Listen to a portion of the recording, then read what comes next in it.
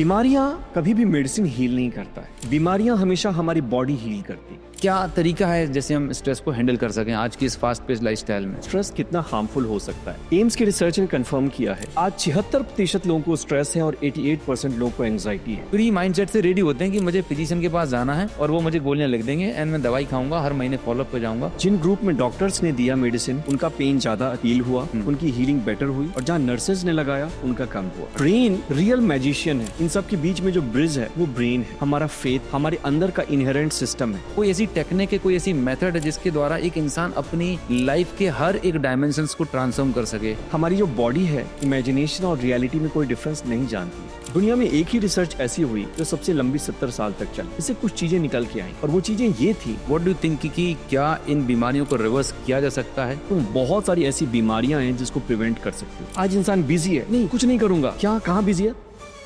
बच्चों को ये कहें, आज उनका जो हैबिट है, खाते हैं घर के बाहर, खेलते हैं घर के अंदर, उनको उल्टा कर दो, खेलो घर के बाहर और खाओ घर के अंदर। अगर आप अपने ब्रेन के मालिक नहीं बनोगे ना, तो ब्रेन आपका मालिक बन जाएगा।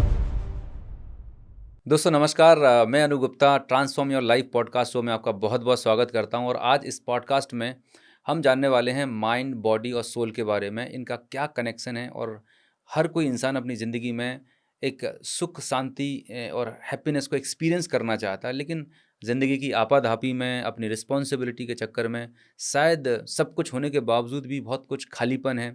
आज देखें तो स्ट्रेस, एंजाइटी के केस बढ़ते जा रहे हैं।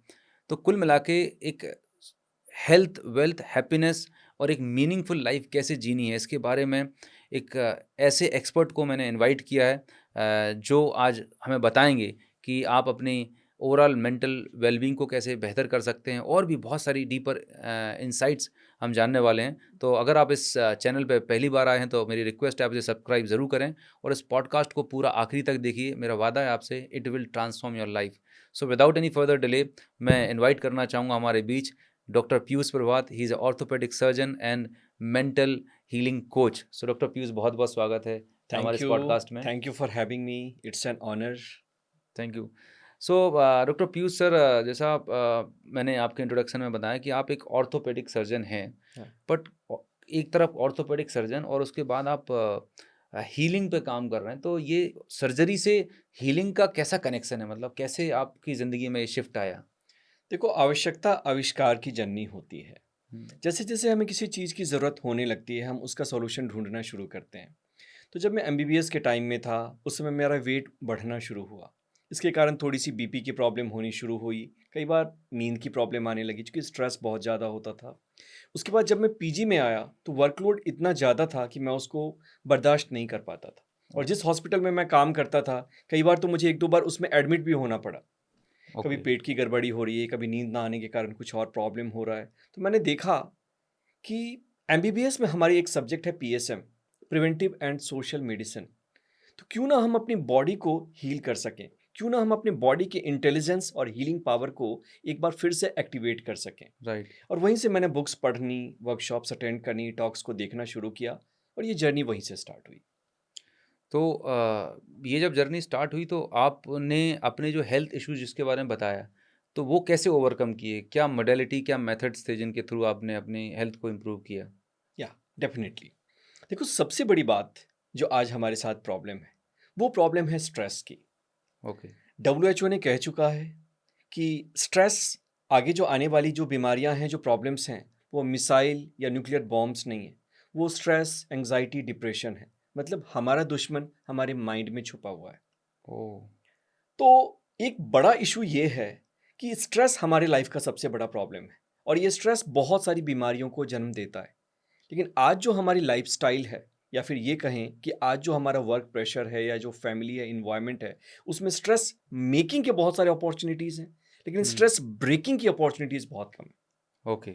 और जब जब स्ट्रेस मेकिंग ज़्यादा होगी लेकिन स्ट्रेस ब्रेकिंग नहीं होगी, तब तब लाइफ में प्रॉब्लम होगी, स्ट्रेस एक्यूमुलेट होता जाएगा। और जब जब स्ट्रेस एक्यूमुलेट होगा, वो हमें बीमार करेगा, हमारी प्रोडक्टिविटी को लो करेगा, क्वालिटी ऑफ लाइफ को डाउन करेगा। तो ये जो स्ट्रेस है किस तरह से हमारी बॉडी को, हमारी हेल्थ को इम्पैक्ट कर रहा होता है? मतलब एक नाम सुना था मैंने, साइकोसोमैटिक डिसऑर्डर्स, राइट? एग्जैक्टली। तो ये बेसिकली क्या है? ये माइंड एंड बॉडी कनेक्शन जो होता है, इसका कैसे कैसे थोड़ा सा आपकी लैंग्वेज में बताया जा रहा है? 1950-60 के आसपास में कुछ ऐसी बीमारियां थीं जिनके पास कि डॉक्टर का सॉल्यूशन नहीं था। ओके। डॉक्टर सारी दवाइयां देते थे, सारे टेस्ट करते थे और कहते थे कि इस बीमारी का कोई रूट कॉज हम नहीं देख सकते हैं, यू आर नॉर्मल। लेकिन अच्छा। मजे की बात यह है कि उस समय पेशेंट के माइंड में कुछ ना कुछ चल रहा होता है। Psycho means mind, right. Somatic means body, soma means body. हुँ। लेकिन मजे की बात यह है इंटरेस्टिंग कि जब माइंड ठीक होता था, उनका स्ट्रेस कम हुआ या डिप्रेशन वाली जो चीजें हैं वो खत्म हुई, तो राइट। बीमारियां भी ठीक हो जाती थी। ओके। लेकिन जैसे ही फिर से स्ट्रेस या टेंशन वापस आता था, ये बीमारियां फिर से हो जाती। ओके। तो उन्होंने कुछ डिजीज आइडेंटिफाई करी, जैसे कि पेप्टिक अल्सर हो गया, एसेंशियल हाइपरटेंशन हो गया, ब्रोंकियल एस्थमा हो गया, 6-7 बीमारियां थी। जी। लेकिन अब डॉक्टर्स ने, रिसर्च ने कंफर्म कर दिया है कि 90 टू 95% जो बीमारियां हैं या तो स्ट्रेस से पैदा होती हैं, हुँ। और अगर पैदा नहीं भी हो रही हैं तो भी उन पे स्ट्रेस का बहुत पावरफुल इम्पैक्ट है। स्ट्रेस उसको बढ़ाता है। मतलब तो जो हम बाहर दवाइयाँ ले रहे हैं या बाहर जो हम तमाम तरह के इलाज करा रहे होते हैं, वो शायद इसीलिए इफ़ेक्टिव नहीं है कि हम रूट कॉज़ पे काम नहीं कर रहे हैं? Exactly, exactly. बीमारियां कभी भी मेडिसिन हील नहीं करता है, बीमारियां हमेशा हमारी बॉडी हील करती है। ये कंसेप्ट हम भूल गए। हमें लगता है कि मेडिसिन कुछ भी कर सकती है। मेडिसिन सिम्टम्स को सिर्फ कुछ समय के लिए सप्रेस कर सकती है, और जो इनहेरेंट हमारे बॉडी की कैपेसिटी है, जैसे मैं हुँ। सर्जन हूँ, अगर हुँ। मान लो कि सर्जरी करने के बाद हम किसी पेशेंट को एंटीबायोटिक देते हैं, तो एंटीबायोटिक का पर्पस सिर्फ ऐसा नहीं है कि वो बॉडी को पूरी तरह से हील कर दे। राइट। वो जो भी बैक्टीरियाज हैं उनको थोड़े समय के लिए मारेगी, इस हुँ। उम्मीद में कि वो जो इम्यूनिटी शरीर की है ऑटोमेटिकली टेक ओवर करे और वो फिर से एक बैलेंस आ जाए। राइट। लेकिन अगर मान लो कि बॉडी की इम्यूनिटी कमजोर है, तो कितनी भी एंटीबायोटिक्स दे दो, एक समय के बाद वो काम करना छोड़ देंगी। तो बॉडी की अपनी खुद की हीलिंग पावर है। एग्जैक्टली। तो ये जो आपने बताया कि स्ट्रेस है, तो स्ट्रेस को कम करने के लिए क्या करना चाहिए? क्योंकि हर आज तो बच्चे को भी स्ट्रेस हो रहा है। मतलब आज देखें कि कॉम्पिटिटिव एग्ज़ाम्स में आईआईटी या हर साल कितने नंबर ऑफ केसेस बढ़ रहे हैं। तो एक तो ये बहुत कॉमन वर्ड हो गया फैंसी। तो बेसिकली जब स्ट्रेस होता है तो क्या चेंजेस होते हैं हमारे बॉडी में, राइट? और क्या फीलिंग्स होती हैं? मतलब कैसे आइडेंटिफ़ाई करें कोई पर्सन की ये कैसे-कैसे सिम्पटम्स होते हैं जिससे ये पर्सन आइडेंटिफ़ाई कर कर सकता है कि यस मुझे कुछ एक्सटर्नल या मेडिकल सपोर्ट की ज़रूरत है। और दूसरी चीज़ कि क्या तरीका है जैसे हम स्ट्रेस को हैंडल कर सकें आज की इस फास्ट पेस्ड लाइफ़स्टाइल में? आपने बहुत सारे सवाल पूछे। सबसे पहले मैं थोड़ा सा बता रहा हूँ स्ट्रेस कितना हार्मफुल हो सकता है। एम्स के रिसर्च ने कंफर्म किया है हुँ। कि आज 76% लोगों को स्ट्रेस है और 88% लोगों को एंग्जाइटी है। अमेरिका का रिसर्च कंफर्म करता है कि 600 बिलियन डॉलर का लॉस अमेरिकन इकोनॉमी को हो रहा है स्ट्रेस के कारण। लोग या तो जॉब पे जा नहीं रहे हैं, या उनकी प्रोडक्टिविटी डाउन है, या फिर काम को सही तरीके से नहीं कर पा रहे हैं। और स्ट्रेस का इम्पैक्ट रिलेशनशिप हो या करियर हो, लाइफ के सारे एरियाज में पड़ती है। तो स्ट्रेस को हमें समझना पड़ेगा और सीरियसली लेना ही पड़ेगा। राइट। होता क्या है, प्रॉब्लम क्या है कि हमारे अंदर कुछ बिलीव्स हैं इंटरनली, ये हमारे बचपन से आती हैं। पहला तो हमारा ब्रेन जो एक प्रोटेक्टिव मैकेनिज्म है, जिसके अंदर की फियर है। ये एक ऐसा मैकेनिज्म है जिसका एक ही काम है कि हमारी जान को बचाना, जिंदगी को कायम रखना। सर्वाइवल इंस्टिंक्ट जिसे बोल। सर्वाइवल इंस्टिंक्ट जिसको आप कहते हो, जी। जो पैलियो ब्रेन है, हमारा पुराना ब्रेन जो है वो, हुँ। Amygdala and limbic system.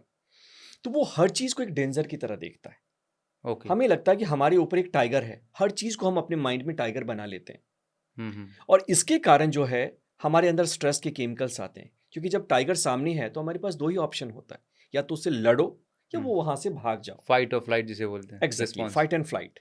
और इसके लिए शरीर में बहुत सारी मेटाबॉलिक चेंजेस आती हैं, जैसे कि हमारा ब्लड फ्लो जो है हाथों पैरों में चला जाता है, हार्ट तेजी से धड़कता है क्योंकि उस समय ब्लड की रिक्वायरमेंट बढ़ जाती है, हमारी ब्रीदिंग बढ़ जाती है, राइट। हाइपर वेंटिलेशन कहते हैं हुँ। क्योंकि ऑक्सीजन की डिमांड ज़्यादा है, राइट। ग्लूकोज को मेटाबोलाइज करना है, ग्लूकोज ज़्यादा मेटाबोलाइज होता है, हुँ। इंसुलिन का लेवल कम हो जाता है, और इससे एक ऐसा स्टेट पैदा हो जाता है जिससे कि हम हाइपर एक्टिव हो जाते हैं, हमारे पास पावर होता है ताकि हम लड़ सकें या भाग सकें। अब प्रॉब्लम यह है कि अगर मान लो खरगोश के पीछे टाइगर है, खरगोश टाइगर से बच गया या मारा गया, इन्हीं केस में वो फिर से थोड़ी देर में इस सिस्टम को रिजुबिनेट कर लेगा, फिर हुँ। से ब्लड फ्लो सही हो नॉर्मल हो जाएगा, जाएगा। नॉर्मल हो जाएगा, पूरे विसरल ऑर्गन्स हो जाएगा, and there is a balance created inside the body that is called homeostasis. लेकिन ओके। ह्यूमन बीइंग के केस में ऐसा नहीं है। हमारी जो बॉडी है इमेजिनेशन और रियलिटी में कोई डिफरेंस नहीं जानती है। आपने पढ़ा होगा, बहुत बार सुना होगा ये। जी, जी। तो हम अपने इमेजिनेशन के सहारे ही टाइगर क्रिएट कर लेते हैं। ओके। पता नहीं कल बॉस ने कुछ कह दिया तो, पता नहीं एग्जाम में मैं फेल हो गया तो, और माइंड स्टोरीज बना रहा है। अगर मेरी गाड़ी का एक्सीडेंट हो गया तो मैं क्या करूंगा। और इस तरह से ये जो मेंटल टाइगर्स हैं लगातार हमारे ब्रेन में रहते हैं। कहने का अर्थ ये कि हम टाइगर्स माइंड से बनाते हैं और ये टाइगर कंटिन्यूअसली हमारे पीछे पड़े रहते हैं, और इसके कारण शरीर के जो ऑर्गन्स हैं वो बीमार होने लगते हैं। अब समझो इंटेस्टाइन को सफिशिएंट ब्लड ना जाए तो इरिटेबल बॉवेल सिंड्रोम अपने आप हो जाएगा। राइट। आपने भी कभी काम किया है मेडिकल फील्ड में, यस, फार्मा यस, की फील्ड में। यस। अगर मान लो कि हमारी गैस्ट्रिक जो लाइनिंग है उसको नहीं जा रहा है तो सूनर और लेटर इंडाइजेशन पहले होगा और बाद में पेप्टिक अल्सर भी हो सकता है। राइट, अगर हमारे लंग्स को नहीं जा रहा है तो हो सकता है कि बाद में लेटर केसेस में ट्यूबरक्लोसिस हो जाए। राइट, ब्रेन को अगर नहीं जा रहा है तो स्ट्रेस और ज़्यादा बढ़ेगा, माइग्रेन हो सकता है। करेक्ट। लेकिन हम इसे नहीं समझते हैं। हमारे पास लाइफ में आज स्ट्रेस मेकिंग की बहुत सारी अपॉर्चुनिटी है, क्योंकि हुँ, लाइफस्टाइल बहुत फास्ट हो गई है, हमारी एक्सपेक्टेशन बहुत ज़्यादा हो गई है, हम कॉम्पीट कर रहे हैं। हर एक कॉम्पिटिशन कुछ नहीं बस एक टाइगर है। लेकिन हमारे पास वो सोर्सेज नहीं है जिससे कि हम स्ट्रेस को ब्रेक कर सकें। राइट, हम रियली लकी हैं क्योंकि हमने अपने दादाजी नाना जी के साथ खेला, हम बच्चे में गली मोहल्ले में जाते थे। लेकिन आज कंसेप्ट माइक्रो फैमिलीज़ की है, न्यूक्लियर फैमिलीज़ की है, जहाँ किसी के पास किसी के लिए टाइम नहीं है और बच्चे मोबाइल फ़ोन के साथ टाइम स्पेंड करते हैं, और राइट। ये स्ट्रेस का एक बहुत बड़ा कारण है। तो स्ट्रेस को कम करने के लिए क्या करना चाहिए मन? सबसे पहली चीज़ ह्यूमन कनेक्शन। दुनिया में एक ही रिसर्च ऐसी हुई जो सबसे लंबी 70 साल तक चली, और वो इसलिए कि ऐसा क्या है जो कि लंबे समय तक इंसान को जीने में मदद करता है। इससे कुछ चीज़ें निकल के आईं, और वो चीज़ें ये थी कि इंसान ह्यूमन कनेक्शंस जितना ज़्यादा बनाएगा उसका स्ट्रेस उतना ज़्यादा कम होगा, उसकी लॉन्गेविटी बढ़ेगी, उसके जो ब्रेन का पावर है, मसल्स की एनर्जी, ये सारी चीज़ें बढ़ेंगी, और उसकी बूढ़े होने का जो लेवल है वो भी कम हो जाएगा। ओके, तो पहला है ह्यूमन कनेक्शंस। राइट, हमें दोस्तों के साथ मिलना चाहिए, दिल खोलकर हंसना चाहिए। दूसरी चीज़ ये है हमारा थॉट पैटर्न। बचपन में मान लो किसी ने हमें कुछ कहा, और किसी ने बोला कि मम्मी ने बोला कि बाहर मत जाओ, बाहर जो है भूत है, हुँ, अकेले मत जाना, अकेले तुम्हें भालू पकड़ लेगा। हमारे अंदर हुँ, फियर आया। और तीसरी बार जब मम्मी ने कुछ कहा कि ऐसे करोगे तो कुत्ता काट लेगा, तो उसने हमें कुत्ते से डरना नहीं सिखाया, उसने हमें डरना सिखा दिया। और राइट, जब उन्होंने हमें डरना सिखा दिया तो हमारे अंदर ये बिलीव्स पैदा हो गए, मैं इनफ नहीं हूँ, मैं कैपेबल नहीं हूँ, और मैं अपनी समस्याओं को सॉल्व नहीं कर सकता, और यूनिवर्स, ये जो वर्ल्ड है, ये ड्रेडफुल प्लेस है, खतरनाक जगह है। और इसके हुँ, कारण हमने डरना शुरू किया, और डर से स्ट्रेस पैदा होता है। तो राइट, सबसे पहले अपने बिलीफ को हटाना पड़ेगा। जो बिलीव्स हमारे अंदर रूटेड हैं, इनको एफर्मेशंस के सहारे या फिर इसको ऑब्जर्वेशन के सहारे हटाना पड़ेगा। I am enough, I am hmm, capable. जो प्रॉब्लम आएगी कभी भी मेरे से बड़ी नहीं हो सकती। जब मेरे जैसे लोगों ने कुछ अचीव किया है तो मैं भी कर सकता हूँ। Right, great. तो ये आपने बताया कि ह्यूमन कनेक्शंस हैं जो ज़रूरी हैं और हमारे बिलीफ पैटर्न पे काम करना है। और एक और बात जनरली बोली जाती है कि स्ट्रेस को कम करने का सबसे पावरफुल तरीका मेडिटेशन, बिल्कुल, राइट? उस तो पर ही मैं आ रहा मैं हूँ। जानना चाहूँगा कि मेडिटेशन एक्चुअली में इस शब्द का मतलब क्या है मेडिटेशन का? और दूसरा ये करने का सही तरीका क्या है? क्योंकि हर कोई इंसान अलग-अलग तरीके से बताता है। तो एक सरल, सहज और आसान तरीका जिसे जो भी व्यक्ति चाहे, किसी भी एज ग्रुप का हो, आसानी से कर सके, थोड़ा-सा बताएँ? देखिए, मेडिटेशन का मतलब होता है टू बिकम अवेयर ऑफ। अभी जैसे हम हैं तो एक बेहोशी में हमारी ज़िंदगी गुजर रही है, लेकिन जैसे हम प्रेजेंट हो जाते हैं तो वो प्रेजेंस मेडिटेशन कहा जाता है। A presence that is never N absence. अब मेडिटेशन में क्या होता है, मेडिटेशन को समझने से पहले हमें यह समझना पड़ेगा कि मेडिटेशन क्या नहीं है। क्योंकि ओके, आज इतनी भ्रांतियां आ गई हैं, ये है वो है, दिमाग को शांत कर दो, शरीर बिल्कुल रिलैक्स हो जाए, तुम किसी डायमेंशन में पहुंच जाओ, बिल्कुल नहीं। जैसे हम अलर्ट हैं, अवेयर हैं, और एज इट इज इस मोमेंट को एक्सेप्ट कर लेते हैं, वही मेडिटेशन। इस मोमेंट में अगर आपके पास, आपके ब्रेन में थॉट्स आ रहे हैं, आपके अंदर इमोशंस आ रही हैं, आपके अंदर कुछ कंफ्यूजन आ रहा है, एज इट इज उसको देखते रहना अवेयरनेस के साथ, ये मेडिटेशन। तो ये बोला जाता है कि मन को कंट्रोल करना है, विचारों को कंट्रोल करना है, ऐसे बैठ जाना है, तो ये क्या है? ये वही है कि पागल घोड़ा है और आप उससे लड़ने जाओ तो क्या होगा, आप कभी उसको थक कंट्रोल नहीं जाएँगे। कर सकते। लेकिन उसी घोड़े के साथ अगर आप रहें, वो उठता है तो आप भी उठ जाओ, वो बैठता है आप भी बैठ जाओ, वो चलता है आप भी चलो, कभी उसे घास खिलाओ, कभी उसकी देखभाल करो, तो हो सकता है धीरे धीरे आप घोड़े पे काबू पा लेंगे। उसी तरह से मन भी एक घोड़े की तरह है। हमें आराम से बैठना है, सांसों के साथ रहना है और उसको ऑब्जर्व करना है। मन में विचार आए, कभी गुस्सा आ गया तो उसको भी देखना है, कभी खुशी की बातें आ गई उसको भी न्यूट्रल होकर ऑब्जर्व करना है। तो अगर प्रैक्टिकल टेक्निक मैं ऑडियंस के लिए दूं तो बहुत ही आसान सी टेक्निक ये होगी प्लीज़ प्लीज़ कि बताइए। आप अपने सांसों को ऑब्जर्व करना शुरू करिए। चाहें तो अगर अवेयरनेस नहीं बनती है, कंसंट्रेशन नहीं बनता है, तो जब सांस अंदर ले रहे हो तो 1 गिनो और सांस बाहर छोड़ते हो तो 2 गिनो, और इसी तरह से 2 मिनट से स्टार्ट करिए और 20 मिनट तक आप जा सकते हैं। कोई भी एक्सपीरियंस आए उसको एक्सेप्ट करना है। ये नहीं सोचना है कि मन शांत हो गया तो मेडिटेशन हुआ, नहीं तो नहीं हुआ। नहीं, मेडिटेशन की क्वालिटी इस बात पर डिपेंड नहीं करती है। अगर मन बिल्कुल शांत है फिर भी अगर हम बेहोश हैं तो वो मेडिटेशन नहीं है। और मन में बहुत भूचाल है फिर भी अगर हम अवेयर हैं, उसको जान रहे हैं, तो दिस इज कॉल्ड मेडिटेशन। तो कहने का मतलब, मैं अगर आपकी बात समझ पाया, मेडिटेशन इज़ जस्ट लाइक कि एक जो ट्रैफिक पुलिस वाला होता है, जो ट्रैफिक चौराहे पे एग्जैक्टली, खड़ा हुआ है, वो खड़ा हुआ है और गाड़ियाँ आ रही हैं, जा रही हैं, आ रही हैं, जा रही हैं, पर उसको कोई गाड़ी पे उसको मतलब होल्ड नहीं कर रहा, वो बस देख रहा है कि ये कार आई, चली गई, ये विचार आया, ये चला गया। एग्जैक्टली। तो मेडिटेशन का मतलब कि हमें शांति से बैठ जाना है, आराम से, और जो हमारी साँसें चल रही हैं, प्रयास ये करना है उनको देखना, ऑब्ज़र्व करना, और मन में बहुत सारे जो विचार आते हैं, आएँगे, जाएँगे, फिर थोड़ी देर के लिए आएँगे, फिर जाएँगे। मतलब हमने पकड़ने का प्रयास नहीं करना है, जस्ट लाइक एन ऑब्ज़र्वर, देखते रहना है, ट्रैफ़िक पुलिस की तरह, देखना है राइट? और उससे ही बाकी चीजें होती हैं। देखो, ओके, जो नॉर्मल कंसेप्ट है ना, हमें जो सिखाया जाता है कि हमें अपने आप को कुछ ऐड करना है, सक्सेस को बाहर से लाना है, पावर को कहीं से गेन करना है, जबकि ये सब झूठ है। ओके, ये सारी चीजें हमारे अंदर ही हैं और अंदर से हमें रिवील करनी है। जब मेडिटेशन में आप जाते हैं, अवेयरनेस में, थोड़ा सा स्पिरिचुअल एस्पेक्ट भी बता देता हूँ। प्लीज़ बताएँ। तो जब हम अवेयरनेस के स्टेट में होते हैं तो सबसे पहले हमारी हीलिंग होती है, क्योंकि अवेयर जब आप बनोगे तो आप अंदर की जो अव्यवस्था है उसके प्रति साक्षी हो जाओगे, तो वो प्रॉब्लम अपने आप सॉल्व होने लगती है। यहाँ से हीलिंग होती है। हीलिंग का मतलब होता है जीवन में जहाँ जहाँ कन्फ्लिक्ट है, जहाँ जहाँ धूल पड़ी है उसकी सफाई, जहाँ जहाँ कोई दरार है उसका रफू करना, जहाँ जहाँ कुछ छेद हैं उसको क्लोज करना, जहाँ कचरा है उसकी सफाई करना। This is called healing. तो यहाँ हमारे माइंड बॉडी की ऑटोमेटिकली हीलिंग होने लगती है। ये वो स्टेट होता है जब आपकी बीमारियां ठीक होती हैं, आपका स्ट्रेस कम हो जाता है, आपकी टेंशन चली जाती है। बॉडी ऐसे केमिकल्स इनहेरेंटली बनाता है जिससे कि बॉडी की हीलिंग हो जाती है, इम्यूनिटी बूस्ट होता है। साइको न्यूरो इम्यूनोलॉजी ने इसको प्रूव भी किया है। थर्ड स्टेप आता है उसके बाद रिविलीशन, कि हमारे अंदर ही लव है, हमारा रियल नेचर सक्सेस है, हमारा रियल नेचर जो है वो प्योरिटी है, हमारा रियल नेचर कॉम्पैशन है, और ये हमारे सिस्टम में फ्लड करने लगता है। और फोर्थ स्टेज इज ओवरफ्लोइंग। हर एक इंसान अपने आप को एक्सप्रेस करना चाहता है। राइट, जब ये सारी चीजें आपके अंदर इतनी ज्यादा हो जाएंगी आपके कप में कि आप इसे संभाल नहीं पाओगे, तो यही प्यार, यही कॉम्पैशन, यही स्ट्रेंथ, यही करेज, यही क्रिएटिविटी आपके कामों में फ्लो करती है। और यही किसी को रविंद्रनाथ टैगोर बनाती है, किसी को लियोनार्डो दा विंची बनाती है, किसी को अनूप गुप्ता बनाती है। ये तो आपकी काइंडनेस है डॉक्टर साहब। तो आपने बहुत खूबसूरती से बताया कि अलग-अलग डिफरेंट डिफरेंट स्टेजेस हैं मेडिटेशन की, ठीक है। लेकिन जब जब कोई बिगिनर कोई शुरुआत करता है, राइट? तो इसका कोई टाइम फिक्स होना चाहिए, या कोई एक ऐसी पर्टिकुलर पोजीशन होनी चाहिए कि इस तरीके से करना चाहिए?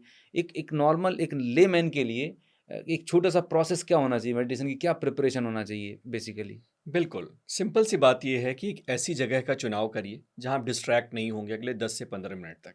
जी, पहला तो ये है। ठीक है। और दूसरा आसन है मोबाइल आसन, क्योंकि आजकल हमारा कॉम्पेनियन मोबाइल है, तो उसको हम बिल्कुल, स्विच ऑफ कर दें, या फिर जी। हमारी भी मेडिटेशन की टेप्स हैं, अगर उसको यूज़ करना चाहते हैं तो यूज़ कर सकते हैं। हुँ, हुँ। तीसरा स्टेप है, आपको आसन के प्रति अवेयर होना पड़ेगा। स्थिर सुखम आसनम, एक ऐसा आसन जिसमें आप आराम से थोड़े समय तक बैठ सकें, उसको चूज करिए। ये कुर्सी पे बैठना हो सकता है, ये हुँ, हुँ। जमीन पर बैठना हो सकता है। कोशिश करें कि आपकी स्पाइन सीधी रहे, जी, क्योंकि इससे आपकी अलर्टनेस बनी रहेगी। आराम से आंखों को बंद करिए और सांसों को ऑब्जर्व करिए, उसको गिनिए। जो ओके। हो रहा है होने दें, उसकी चिंता ही मत करें कि ये करना है वो करना है, बस इतना ही करना है। अगले 10 मिनट तक, 5 मिनट तक, 15 मिनट तक बस इतना ही करना है। दैट्स तो ऑल। आपने बीच में मेडिटेशन और साँसों का बहुत ज़िक्र किया, तो ये यस। ब्रीदिंग का क्या कनेक्शन है? ब्रीदिंग से कैसे ये मन का आपका कंट्रोल होता है मतलब? ये मेडिटेशन का क्या मतलब सीक्रेट है, है? एग्जैक्टली, मेडिटेशन का मतलब है प्रेजेंट मोमेंट में माइंड को रोकना। ओके, अब हमारे मन को चारों तरफ से चीज़ें खींच रही हैं। हम आंखें बंद करके बैठे, कल पता नहीं बिजनेस में क्या होगा। वाइफ ने ये कहा था घूमने के लिए, अब नहीं जा पाए। बच्चों के लिए चॉकलेट लानी है, वो कैसे आएगा। मेरा कपड़ा फटा हुआ है, इसको मैं कैसे ठीक करूं। हर एक तरह की विचार जो है ना, ये हमें खींचते रहते हैं। तो हमें कोई ऐसा एंकर चाहिए जो हमें प्रेजेंट मोमेंट में रख सके। बुद्धिज्म इसको कहते हैं object of the meditation. Okay. तो ये हमारे ब्रीदिंग हो सकती है जो प्रेजेंट मोमेंट में हो रही है, ये हमारे बॉडी के सेंसेशन हो सकती है, ये कोई नेचुरल आवाज हो सकती है। लेकिन ब्रीदिंग एक ऐसा एंकर है जो हमेशा हमारे साथ रहता है। यस। जीवन की शुरुआत सांसों से होती है और अंत भी सांसों के रुक जाने से होती है। एक ही चीज जो आपके साथ हमेशा रहेगी वो है आपकी सांसें, और इसको हम नहीं चलाते। हमारे अंदर एक इंटेलिजेंस है जिसको हम डिवाइन इंटेलिजेंस कहते हैं, वो इसे ऑपरेट कर रही है, इसके रिदम को ऑपरेट कर रही है। राइट। तो जब हम इसके प्रति अवेयर होते हैं तो नेचुरली हमारा ब्रेन प्रेजेंट मोमेंट में आ जाता है। That's all. ग्रेट। तो जब हम हीलिंग की बात करते हैं तो एक बहुत चीज़ समझ में आती है, क्वांटम हीलिंग, राइट? एग्जैक्टली। तो ये क्वांटम हीलिंग बेसिकली क्या है? कोई एक यंत्र है या कोई एक ऐसी टेक्नोलॉजी है जो है? तो और इससे कैसे जो बहुत सारी जो क्रॉनिक डिजेनरेटिव डिजीज़ हैं, मतलब बहुत असाध्य रोग, जहाँ एलोपैथी या कोई भी पैथी हाथ खड़े कर देती है और ऐसे चमत्कारिक लोगों को रिजल्ट मिलते हैं कि 3rd stage 4th stage cancer ठीक हो गया, और मतलब डॉक्टर ने बोल दिया कि भाई अब चल फिर नहीं सकते, लेकिन वो लोग अपना काम करना शुरू कर दिए। तो ये बेसिकली क्या है क्वांटम हीलिंग, और इससे लोग अपनी बीमारियां कैसे ठीक कर सकते हैं? देखिए, एक छोटा सा रिसर्च में बताऊंगा, थोड़ा सा टॉपिक से बाहर जा रहा हूं। जीवन में ना दो तरह के लोग होते हैं, एक जिन्होंने इतिहास रचा और दूसरा जिन्होंने इलाज कराया। अब इसको क्या है, यहाँ पे इसका क्या संदर्भ है, थोड़ा सा हम समझते हैं। जी। मान लीजिए एक ऐसा इंसान है जिसको अपने फ्यूचर के प्रति होप है। जी। वो इंसान सर्च करता है और कुछ भी कर सकता है। लेकिन एक ऐसा इंसान जो ये समझता है आने वाला कल आज से खराब होगा, वो हमेशा सैड रहेगा, डिप्रेस्ड हो जाएगा। क्वांटम हीलिंग दीपक चोपड़ा के द्वारा पॉपुलर की गई टेक्निक है, हम्म। और वो ये कहती है कि हम लोग रूट कॉज पे जब तक काम नहीं करेंगे तब तक बीमारियां आती रहेंगी, हमें परेशान करती रहेंगी। क्वांटम फिजिक्स ये कहता है कि हर चीज एनर्जी की बनी हुई है। कोई एटम हो, उसका अगर हम बेसिक देखें, मास एनर्जी इक्विवेलेंस, या फिर अगर वो है वेव पार्टिकल डुअलिटी, ये चीजें कंफर्म करती हैं कि हर एक मैटर भी है वो एनर्जी का बना हुआ है। और अगर हमारी एनर्जी प्योर नहीं है तो हम कितना भी दवाइयां खा लें, वो पैटर्न हील नहीं हुआ है, क्योंकि वो एनर्जी जो है ना, वो ही क्रिएट कर रहा है बॉडी को, हमारे हेयर्स को और एवरीथिंग को। लेकिन अगर हम उस एनर्जी को हील कर दें तो असाध्य से असाध्य बीमारियां भी ठीक हो जाती हैं, और इसके एविडेंसेस हैं। ओके। केली टर्नर की जो किताब है स्पॉन्टेनियस रिग्रेशन, उसमें उन्होंने दिखाया है 100 से ज़्यादा केस स्टडीज जहां लोगों ने स्टेज 4 कैंसर को, आपने कैंसर के जी। डॉक्टर्स के साथ काम किया है। बिल्कुल। हमें भी पता है कि रेडियोथेरेपी, केमोथेरेपी करके भी हम बस 5 ईयर जो उनकी लॉन्गेविटी है उसको हम जज करते हैं, राइट। 5 साल उसको जिंदा रखने के बारे में सोचते हैं। ऐसे ऐसे मरीज हैं जिन्होंने अपनी बीमारियों को ठीक कर ली। इनफैक्ट एक जर्नल है स्पॉन्टेनियस रिग्रेशन या रिमिशन, जिसमें 3200 ऐसी केस स्टडीज हैं। पैलेटल कैंसर, यूटेराइन कैंसर, ऐसी ऐसी बीमारियां जिसका कोई इलाज नहीं था, लोगों ने इसको ठीक कर लिया सिर्फ माइंड के पावर से। माइंड के पावर से। एग्जैक्टली। तो ऐसा क्या करते हैं बेसिकली जिसके द्वारा ये अपनी बीमारियों को हील कर लेते हैं? जब माइंड इतना पावरफुल है तो क्या प्रोसेस होती है बेसिकली? एग्जैक्टली प्रोसेस पे आने से पहले मैं थोड़ा सा फेथ जनरेट करने के लिए एक छोटी सी स्टोरी बताना चाहूंगा। Please please. ये कहानी अमेरिका में रहने वाले एक ग्रीस के आदमी स्टेमेटिस मोराइटिस की। इसके बारे में कहा जाता है ये एक ऐसा इंसान है जो मरना ही भूल गया। मरना ही भूल गया। लोग अपने बर्थडे को भूल जाते हैं, वाइफ के बर्थडे को भूल जाते हैं, लेकिन ये इंसान मरना ही भूल गया। 60-63 साल की इनकी उम्र होगी। ये डॉक्टर के पास जाते हैं कहते हुए कि मुझे खांसी हो रही है। डॉक्टर ने कहा सो सॉरी, तुम अब 6 महीने से ज़्यादा जिंदा नहीं रह सकते, तुम्हें स्टेज 4 लंग कैंसर है और तुम बस चलने की तैयारी करो। ओके।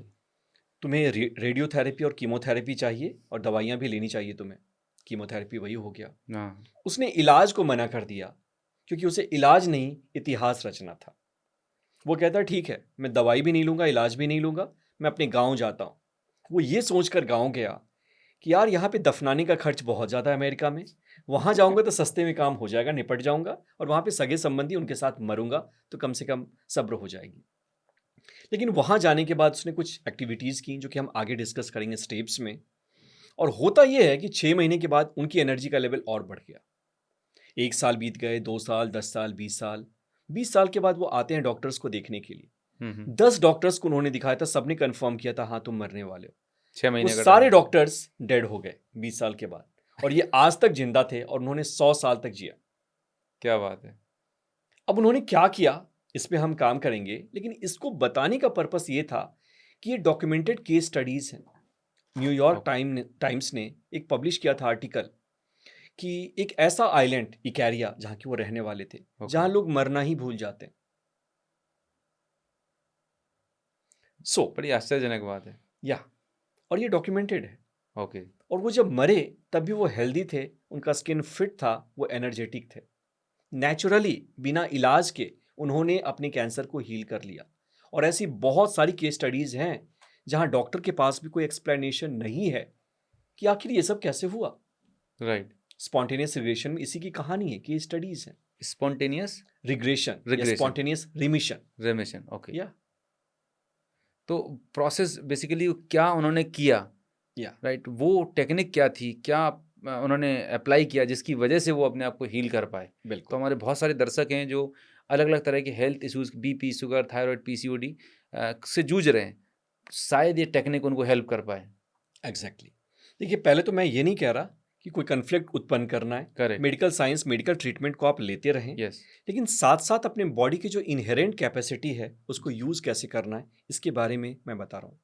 डॉक्टर जो डिस्पेंजा, ग्रेग ब्रैडन, केली टर्नर, इन सब ने काफ़ी काम किया, उन बहुत लोगों काम को किया। इंटरव्यू किया कि जिन लोगों ने स्पॉन्टेनियसली अपनी बीमारी को बिना मेडिसिन के, अगेंस्ट डॉक्टर की जो सोच है, हील कर लिया, उस पे उन्होंने देखा कि देयर आर 4-5 स्टेप्स जो कि कॉमन है सब में।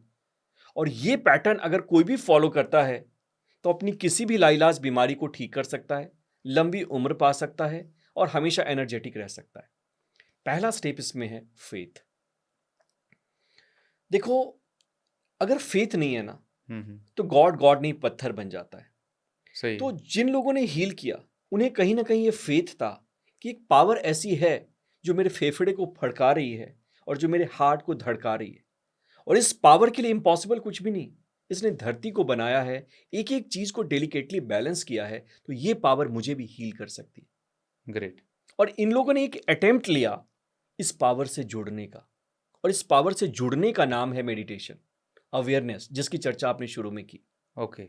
ये कहता है कि हमारे अंदर ही सारी विजडम है, हमारे अंदर एक इंटेलिजेंस है जो कि हमें बता सकती है कि सही क्या है, गलत क्या है, जो कि हमें रास्ता दिखा सकती है, जो हमारी बीमारियों को ठीक कर सकती है, जो हमें अमीर बना सकती है। हमें बस उस इंटेलिजेंस के साथ जुड़ना है और उससे बातें करना सीखना है, और उसका तरीका है ध्यान। तो इन लोगों के पास एक स्पिरिचुअल प्रैक्टिस थी, चाहे वो ग्रेटिट्यूड हो, चाहे वो गॉड का प्रेयर हो, चाहे वो सरेंडर हो, या जो भी, जिसके सहारे उन्होंने इस इंटेलिजेंस के साथ कनेक्ट करना शुरू किया और Right. फेथ रखा कि जब बाकियों के लिए हो सकता है तो मेरे साथ भी ऐसा हो सकता है। This is the first step. Second steps है हमारे थॉट्स। इन लोगों ने अपने थॉट्स को मास्टर किया। आज हमारी सबसे बड़ी प्रॉब्लम हमारी थॉट्स हैं। राइट। हमारा ब्रेन बना है 5,000 से 6,000 थॉट्स को प्रोसेस करने के लिए। सपोज करो कि मान लो अगर कोई औरत है, उनको नैनी है, उनको दे दिया जाए कि आपको बच्चों की देखभाल करनी है। अगर 50 बच्चे दे दो तो क्या होगा? नहीं किसी हैंडल का कर डायपर पाएगी। मिस करेंगी, किसी सही का है। कुछ दूध मिस हो जाएगा। सही है। उसी तरह से हमारा ब्रेन बना है 4,000 से 5,000 6,000 थॉट्स को दिन में प्रोसेस कर सकता है। लेकिन आज फियर के कारण हम 60,000 से 70,000 थॉट्स सोचते हैं दिन में। राइट। और जब कोई चीज हैंडल नहीं होती तो वो नेगेटिव हो जाती है।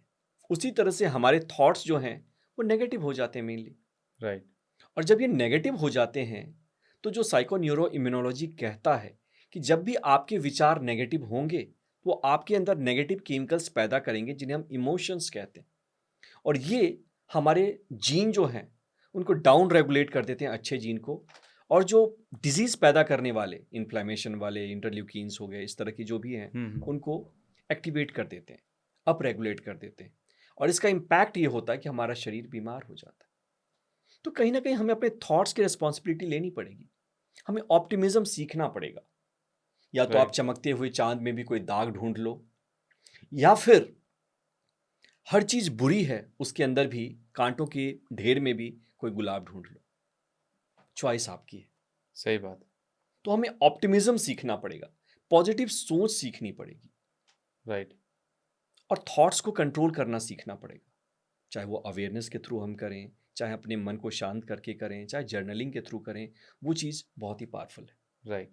तीसरा स्टेप जो है वो इंपॉर्टेंट है, वो है हमारा इमोशंस। थॉट्स और इमोशंस ये दोनों फ्लिप कॉइन है, फ्लिप साइड हैं कॉइन्स के।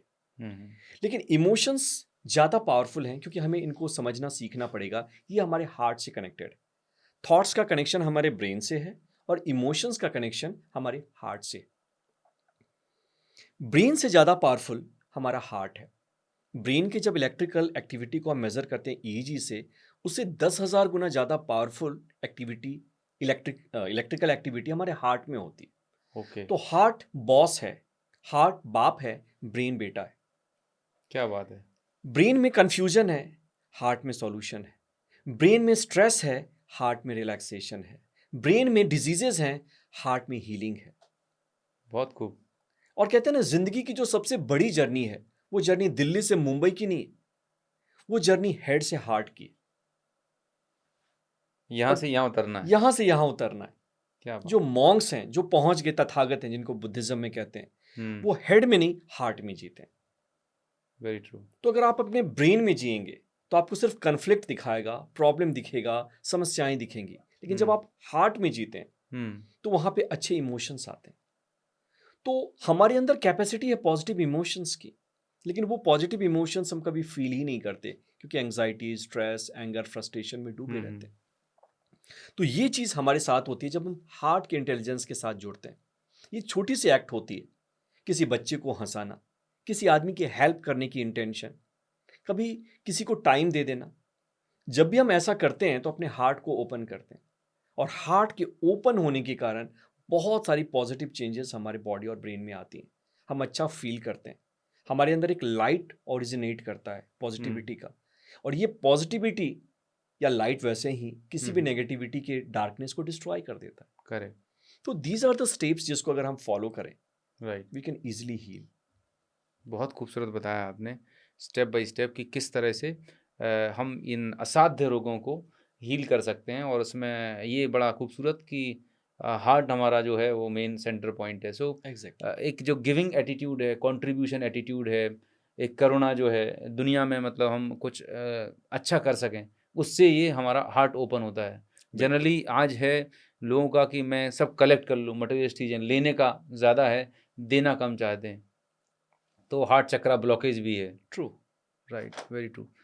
तो ये जो हमने जाना कि क्वांटम हीलिंग के बारे में, अब इसमें एक और जो ज़्यादातर चैलेंज आता है, या जहाँ पर मैंने देखा है, महसूस किया है पर्सनली बहुत लोगों की लाइफ में, कि हम सभी की लाइफ में अलग अलग लेवल के स्ट्रेस हैं, ट्रॉमाज हैं, और मतलब कुछ ऐसी पास्ट की पेनफुल मेमोरीज हैं। राइट, किसी के साथ हमारा कोई बहुत अच्छा दोस्त था जिससे कुछ हमारी रिलेशनशिप स्पॉइल हो गई, और खासकर ज़्यादातर इश्यूज हमारे अपनों से ही होते हैं, दुश्मन से नहीं है, रोड पर चलते इंसान से नहीं है, हमारे अपने अपने ही लोग जिनसे कभी बहुत अच्छी बॉन्डिंग थी, लेकिन शायद ज़मीन जायदाद के चक्कर में, पैसों के चक्कर में, या कोई भी XYZ रीज़न हो सकता है, वो उन्होंने क्या 10 अच्छे काम किए वो शायद हम भूल जाते हैं, लेकिन कोई एक वर्ड या एक लाइन, एक सेंटेंस, वो एक बिहेवियर, वो हमारी ज़िंदगी में पड़ा रहता है। और लोग तो यहाँ तक बोलते हैं कि मैं मरते दम तक नहीं भूलने वाला हूँ, मतलब ऐसा पकड़ के रखते वेरी हैं। ट्रू।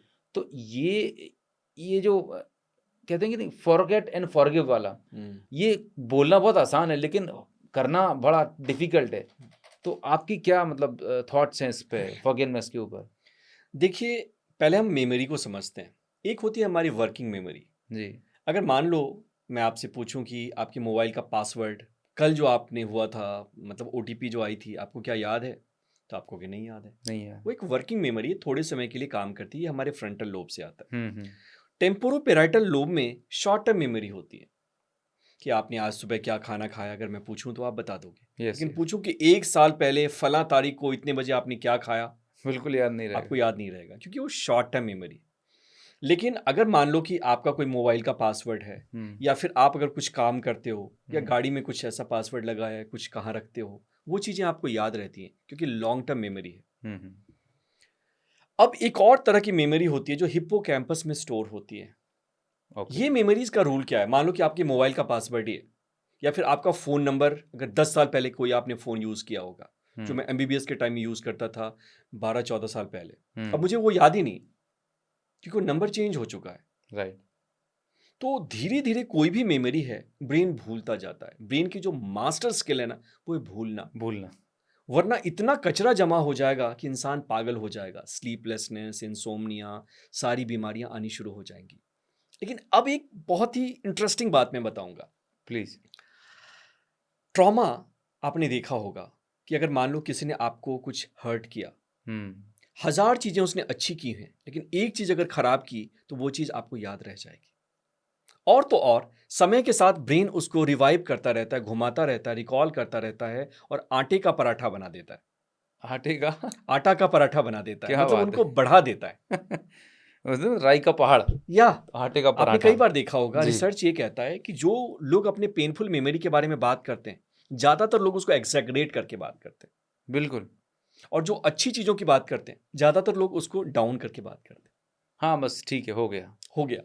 इनफैक्ट अगर आप किसी आदमी के बारे में पूछो कि वो अच्छा है या बुरा है, अगर अच्छाई की बात होगी, उसका कोई रिलेटिव नहीं होना चाहिए खास हाँ जो हाँ। उससे अटैच्ड है, तो वो 2-4 लाइन बता पाएगा, नहीं यार इससे ज़्यादा मुझे पता नहीं।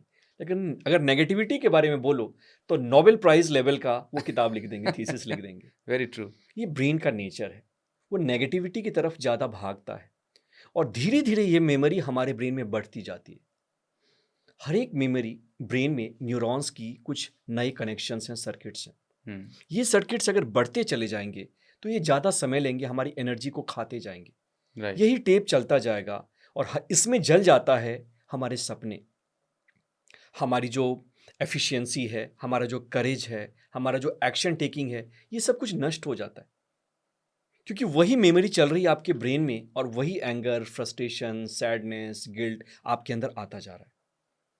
तो इस मेमोरी को हटाना बहुत ज़रूरी है, क्योंकि ब्रेन इसको भूलता नहीं है, बढ़ाता है। लेकिन बाकी मेमोरीज को, अगर आपने कुछ पढ़ा होगा मेडिकल के बारे में या माइक्रोबायोलॉजी के बारे में, जी। तो आप भूल जाएंगे। राइट। लेकिन अगर कुछ बुरा हुआ, वो चीज़ बढ़ता चला जाएगा। बिल्कुल। तो पहले तो ये डिसीजन लेना है कि हमें अपने पास्ट की मेमोरी को हटाना ज़रूरी है। मतलब ऐसा है कि ऐसा लगता है कि कोई बहुत प्रीशियस गिफ्ट है, होल्ड करके रखे हुए हैं, मतलब बहुत बड़ी एग्जैक्टली। मतलब चीज़ है, उसको छोड़ना नहीं चाह रहे, एंड उसका कितना बुरा खामियाजा भुगतना पड़ रहा है, शायद ये भी रियलाइज नहीं होता। या एक बर्डन तक है, बर्डन की तरह लेके घूम रहे होते हैं, तो कैसे रिलीज करें उसे? एग्जैक्टली। अब आते हैं हीलिंग पे। इन हाँ एक पेनफुल मेमोरीज को कैसे हटाया जाए। देखो, लोग क्यों ना, मैं क्यों इस पे पहले स्ट्रेस देता हूँ, भूमिका बनाता हूँ। अगर लोग तैयार नहीं होंगे ना, उनके अंदर अगर डिजायर नहीं होगा ना कि मुझे इसको बदलना है, तो कभी उस पर एक्शन नहीं लेंगे। और वहीं दूसरी तरफ अगर उनके अंदर फेथ नहीं है कि मैं ऐसा कर सकता हूं, तब तक कुछ नहीं होगा। ओके। ओके, तो इसको हील करने की बात करते हैं। देखो, पहली चीज, ब्रेन तभी किसी चीज को हील करेगा जब हम इमोशंस को रेस्पेक्ट करें। हर एक इमोशन हमारे अंदर एक मैसेंजर है, और उसका एक ही डिजायर है, वो चाहता है कि उसे फील किया जाए, टोटली कंप्लीटली फील किया जाए। आपने देखा होगा एक बच्चे को उसकी बातें ना सुनो तो कितने टेंट्रम्स दिखाता है। बहुत। हमारी पेनफुल मेमोरी भी उसी तरीके से है। ओहो। और जितना ज़्यादा हम इससे भागते हैं, उतना ज़्यादा हम इसको इग्नोर कर रहे हैं, और एक बच्चे की तरह वो उतना ज़्यादा नखरे दिखाएगा। ओहो। तो खेल बहुत ही सिंपल है, allow it to be, feel it. ठीक है। जो भी नेगेटिविटी है, जो भी इमोशंस हैं, एक टाइम बनाइए कि ओके, तुम आ गए ना, let's have a coffee together. अपने नेगेटिव इमोशंस को फील करना शुरू करिए। बुद्धिज्म में इसी को कहते हैं भावनानुपස්සना। विपස්සना जो है, इसके कई फेजेस हैं, कायानुपස්සना, भावनानुपස්සना, चित्तानुपස්සना। उसमें एक प्रैक्टिस है भावनानुपස්සना, मतलब आप अपनी फीलिंग्स को सप्रेस ना करिए, उसको देखिए, अलाउ करिए। ओ माय गॉड, मतलब जो इमोशंस दबाए रहते हैं, सप्रेस किए रहते हैं, उनको मतलब एक्सप्रेस करना जरूरी है। बिल्कुल। ओके। और उसके टेक्निक्स अब बहुत सारे हो सकते हैं। आप टेक्निक्स तो मैंने बेसिक बता दिया, या तो आप जर्नलिंग करो, लॉन टेनिस खेलते समय करो, कैथारसिस करो, मुक्का मारो तकिया पे, कुछ भी करो ऐसा जो मसल में है, उन चीज़ों को आप रिलीज कर सकते हैं। लेकिन इन सब का बेस यही है, एक डिसीजन कि मुझे इन इमोशंस से बाहर आना है, और उन इमोशंस को अलाउ करिए to come to the surface. Okay. Anu भाई, दुनिया में जितनी बीमारियां होती है ना, वो सारी सप्रेशन के कारण होती है। Any emotion that is not allowed to feel creates a new disease inside you. Emotions not fully felt, not fully processed, leads to dis-ease called as disease. My God. और अगर आप इमोशंस को सिर्फ release करना सीख जाए तो आप किसी भी बीमारी को हील कर सकते हैं। मैं लोगों को एक ट्रिपल ए टेक्निक सिखाता हूँ अपने वर्कशॉप्स में, अगर आप अलाउ करें तो मैं यहाँ बता प्लीज़ देता प्लीज़ प्लीज़ बताएं, मतलब बहुत लोगों की ज़िंदगी संवरने वाली है। हूँ। तो फर्स्ट स्टेप इसमें क्या है? अवेयरनेस। आप ओके। किसी चीज को तब तक साफ नहीं कर सकते जब तक आप उस कचरे को देख ना लें। तो पहले आप देखें कि अपने अंदर क्या इमोशंस हैं। वो एंगर की हैं, गिल्ट की हैं, रिवेंज की हैं, जो भी है उन इमोशंस को आप देखें। First step. Second is allow. मैं एक सर्जन हूँ। जब मैं पहली बार कैजुअलिटी में गया था, एक खून से लथपथ आदमी आया वहाँ पे और मैं डर के बेहोश हो गया। तो मेरे सीनियर ले गए, मुझे कोल्ड ड्रिंक्स पिलाई। उन्होंने बताया कि बेटा तू तब तक किसी चीज को फिक्स नहीं कर सकता जब तक तू उससे भागेगा या डरेगा। राइट। क्योंकि पहली बार अगर खून देखो तो डर तो लगता ही है। इसीलिए वो डायलॉग बना, डर के आगे जीत है, एक्सेप्ट कर लो भाई। हाँ, तो अलाउ। अलाउ। जब आप उसको अलाउ कर दिए इमोशंस को, तो आप उससे भागोगे नहीं, सिगरेट नहीं पियोगे, पॉर्न नहीं देखोगे, because you are comfortable with it. Allow it to be. And third, accept. ये इस मोमेंट की रियलिटी है, मैं इसको एज इट इज एक्सेप्ट करने के लिए तैयार हूं। राइट। और कई रिसर्च हो चुकी है मेडिटेशंस पे, ऑब्जर्वेशन पे, माइंड पावर पे, वो ये कंफर्म करती हैं 90 सेकेंड तक अगर आपने किसी भी इमोशन को एज इट इज अलाउ कर दिया, that begins to break down, disintegrate, it withers away. Okay. So emotions को एक्सप्रेस करना बहुत ज़रूरी है। बिल्कुल। मतलब तो कई बार, अब जैसे लेट्स एग्जांपल, मैं घर पे बैठा हुआ हूँ और मुझे कोई एक ऐसा पास्ट पेनफुल एक्सपीरियंस आ रहा है जिसको मैं एक्सप्रेस करना चाह रहा हूँ, चीख के चिल्ला के, लेकिन मैं नहीं कर सकता हूँ। मैं ऑफिस में हूँ, मैं घर पे हूँ, तो कैसे, what is the right way? कुछ टाइम ढूंढिए अपने लिए। आप जो आपने हो वर्ड सकता है बताया, चिल। Catharsis, yes, right? ये यस। क्या होता है, मतलब कैथारसिस सिंपलेस्ट टेक्निक है। अच्छा। हम अपनी वर्कशॉप्स में कराते भी हैं कैथारसिस, कि जहाँ अच्छा। लोगों को सिर्फ ये बोला जाता है आंखें बंद करो, अपनी पेनफुल मेमोरी पे जाओ, अगर चिल्लाना है तो चिल्लाओ, रोना है तो रो, जो करना है करो। ओके। और बस इसके कारण ही कई बार लोग हील होने लगते हैं। दूसरा तरीका ये है कि आप इमोशंस पे जाइए और उनको लिखिए एज इट इज़। जो आपकी फीलिंग्स हैं उन फीलिंग्स को लिखिए। जब आप उन फीलिंग्स को लिख रहे हैं, आप उन फीलिंग्स को एक्चुअली महसूस भी कर रहे हैं। And right. Remember, paper is more tolerant than people. क्या अगर ये बात है बात सर। आप अपनी वाइफ को बताओ या बेटे को, चलो मैं बताता हूँ मेरे अंदर क्या हुआ, they are not going to listen to it. Right. But जब आप पेपर पे लिख रहे हो तो पेपर इज मोर टॉलरेंट, और आप अपनी फीलिंग को फील भी कर रहे हो and you are putting it out, आप उसको हील कर रहे हो। राइट। हजारों टेक्निक कोई बता देगा, कोई एनएलपी, कोई ये कोई वो, लेकिन जो बेसिक्स है ना हर चीज की, वो यही है। Feeling is healing, awareness is healing, awareness heals, awareness cures, and feeling is healing. That's all. Awareness के ऊपर एक और मैंने एक मेंटर से सुना था, ACE, अवेयरनेस चेंजेस एवरीथिंग। या मतलब ये मुझे लगता है कि लाइफ के किसी भी डायमेंशंस को अगर ट्रांसफॉर्म करना है तो it starts with awareness and ends with exactly, awareness. मतलब ये एक अल्टीमेट चीज़ है। अगर ये पाली हमने अवेयरनेस, तो ज़िंदगी कितनी हसीन और खूबसूरत हो सकती है। एग्जैक्टली, बिल्कुल। और इसके लिए हमारे जो प्रोग्राम्स में मैं जो पार्टिसिपेंट्स होते हैं, मैं उनको एक ही चीज़ बोलता हूँ कि जस्ट कोई भी काम कर रहे हैं, जस्ट 5 सेकंड का पॉज ले लीजिए। क्योंकि मैं हेल्थ एंड न्यूट्रिशन पे बात कर रहा होता हूँ, लोगों को क्रेविंग्स आती हैं, कुछ भी उल्टा सीधा खाने का मन करता है, क्योंकि जस्ट हाथ बढ़ाने से पहले एक गहरी लंबी सांस और पॉज ले लीजिए। 1 से 2 वीक के अंदर बोलते कि सर पूरा गेम चेंज हो गया, एडिक्शन छूट गया, क्रेविंग छूट गई, है ना? और मतलब बिहेवियरल लेवल पर बहुत बड़ा चेंज आ जाता है, क्योंकि अब अंदर से समझ में आ रहा है कि क्योंकि कॉन्शियस आपके जो बताया ना कि अंदर हमारी सुपर इंटेलिजेंस है, उसे मालूम है क्या सही है क्या गलत है, बट Very true, बेहोशी में very जी रहे थे, इसीलिए हम अपने बिहेवियर्स को चेंज नहीं कर पा रहे होते। बट जैसे ही हम अवेयर हुए, हमारे चॉइसेस चेंज हो जाती हैं, चॉइसेस चेंज होंगी तो रिजल्ट अपने आप चेंज हो जाएंगे। बिल्कुल, बिल्कुल। क्या बात है, बहुत ही खूबसूरत है। एक्शन और रिस्पॉन्स, कहते हैं ना कि ट्रिगर एंड रिस्पॉन्स। हम्म। मन किया खाने का और तुरंत हमने उठाया और खा लिया। हम्म। विक्टर फ्रैंकल कहते हैं कि between any trigger and response there is a pause. Yes. If you can prolong that pause, in that pause the destiny of a person is shaped. अगर आपने इस पॉज को प्रोलॉन्ग करना सीख लिया तो दुनिया में कुछ भी ऐसा नहीं है जिसे आप कंट्रोल नहीं कर सकते। वही कि अभी जब हम बेहोशी में रहते हैं, most of the time people are in reactive mode. आपने कुछ हाँ, बोला तुरंत बोल देना है। कोई भी सिचुएशंस ऐसी आई कि 4 लोग खाने के लिए बैठे हैं, किसी ने कुछ ऑफर किया और मुझे मालूम है मुझे डायबिटीज़ है, और अगर मैं रिएक्टिव हूँगा तो मेरी डिफ़ॉल्ट सेटिंग चूज़ करने वाली, लेकिन जस्ट मैं रुक गया, जस्ट एक पॉज़ लिया, तो समझ में जाएगा कि मुझे ये नहीं करना चाहिए था, मुझे नहीं बोलना चाहिए था। तो सारे लफड़े, फसाद, पंगे सब खत्म हो सकते हैं if I become aware and become responsive. Exactly. Great, बहुत ही अमेजिंग। तो हमने काफ़ी कुछ बात कर ली डॉक्टर साहब, हीलिंग के बारे में, माइंड के बारे में। अब थोड़ा-सा मेडिसिन के बारे में बात करना चाहूँगा, क्योंकि ज़्यादातर आज देखें तो लाइफ़स्टाइल डिसीज़ेज़, खासकर डायबिटीज़ देखें, हाइपरटेंशन देखें, और लोग का एक एक पता है, एक प्री माइंडसेट है कि बस ये एक बार गोली शुरू हो गई, दवाई शुरू हो गई, ज़िंदगी भर खानी है, राइट? तो ये दवाइयाँ वाक़ई में हमारे बॉडी में किस हद तक काम कर रही होती हैं, और क्या लाइफ़ टाइम दवाइयाँ लेना एक सही सॉल्यूशन है? मतलब बीइंग अ डॉक्टर, मैं जानना चाहूँगा आपसे कि लोग मतलब प्री माइंडसेट से रेडी होते हैं कि मुझे फिजिशियन के पास जाना है और वो मुझे गोलियाँ लिख देंगे एंड मैं दवाई खाऊँगा, हर महीने फ़ॉलो अप पे जाऊँगा। बट क्या ये प्रैक्टिस, क्या ये माइंडसेट सही है over a period of time, long term के लिए? या बिल्कुल। देखिए, दवाइयाँ आखिर क्या हैं और ये कैसे काम करती हैं, इसको गहराई से समझना पड़ेगा। ज़रूर। मान लो कि किसी को थायराइड की प्रॉब्लम है, हाइपोथायरॉयडिज्म है, जी। T3 T4 की कमी हो गई, TSH बढ़ गया। हुँ। तो अब T3 T4 को शरीर में लाने के लिए हमने बाहर से वही ऐसी केमिकल्स दे दी जो T3 T4 का भाई है, जो टूटकर T3 T4 बना देगा।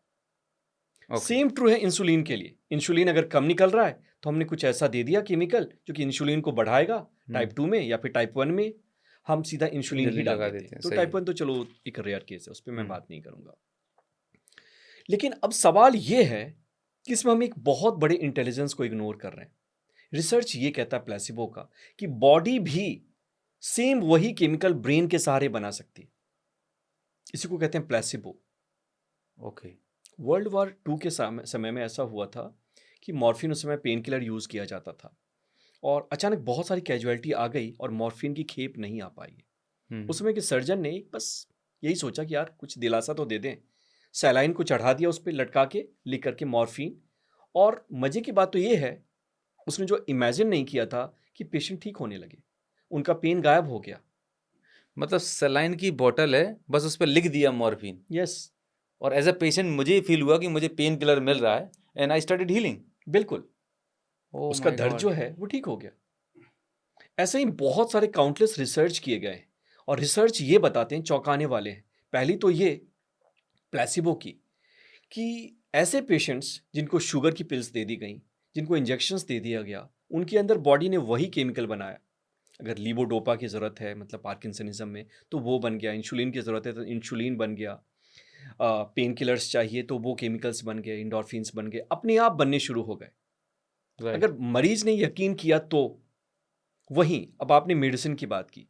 मेडिसिन भी तभी इफेक्टिव है जब आपका माइंड आपके साथ है।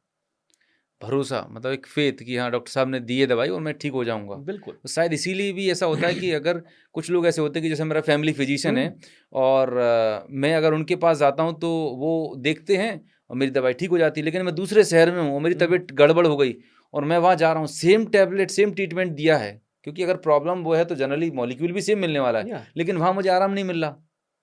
तो शायद मेरा जो फैमिली फिजिशियन है उस पे मुझे भरोसा है, ट्रस्ट यस, है यस, कि ये मेरे जानने वाले हैं, इसीलिए मैं जल्दी हील हो जाता हूँ, ठीक हो जाता हूँ। तो कहने का मतलब माइंड कितना पावरफुल है एक इंसान का कि ये हमें बीमार भी कर सकता है, और अगर इसको हम सही तरीके से यूज़ करना सीख जाएँ, तो असाध्य रोग ठीक भी हो सकते हैं। यस। इसको नोसिबो इफेक्ट कहते हैं, जो आपने कहा।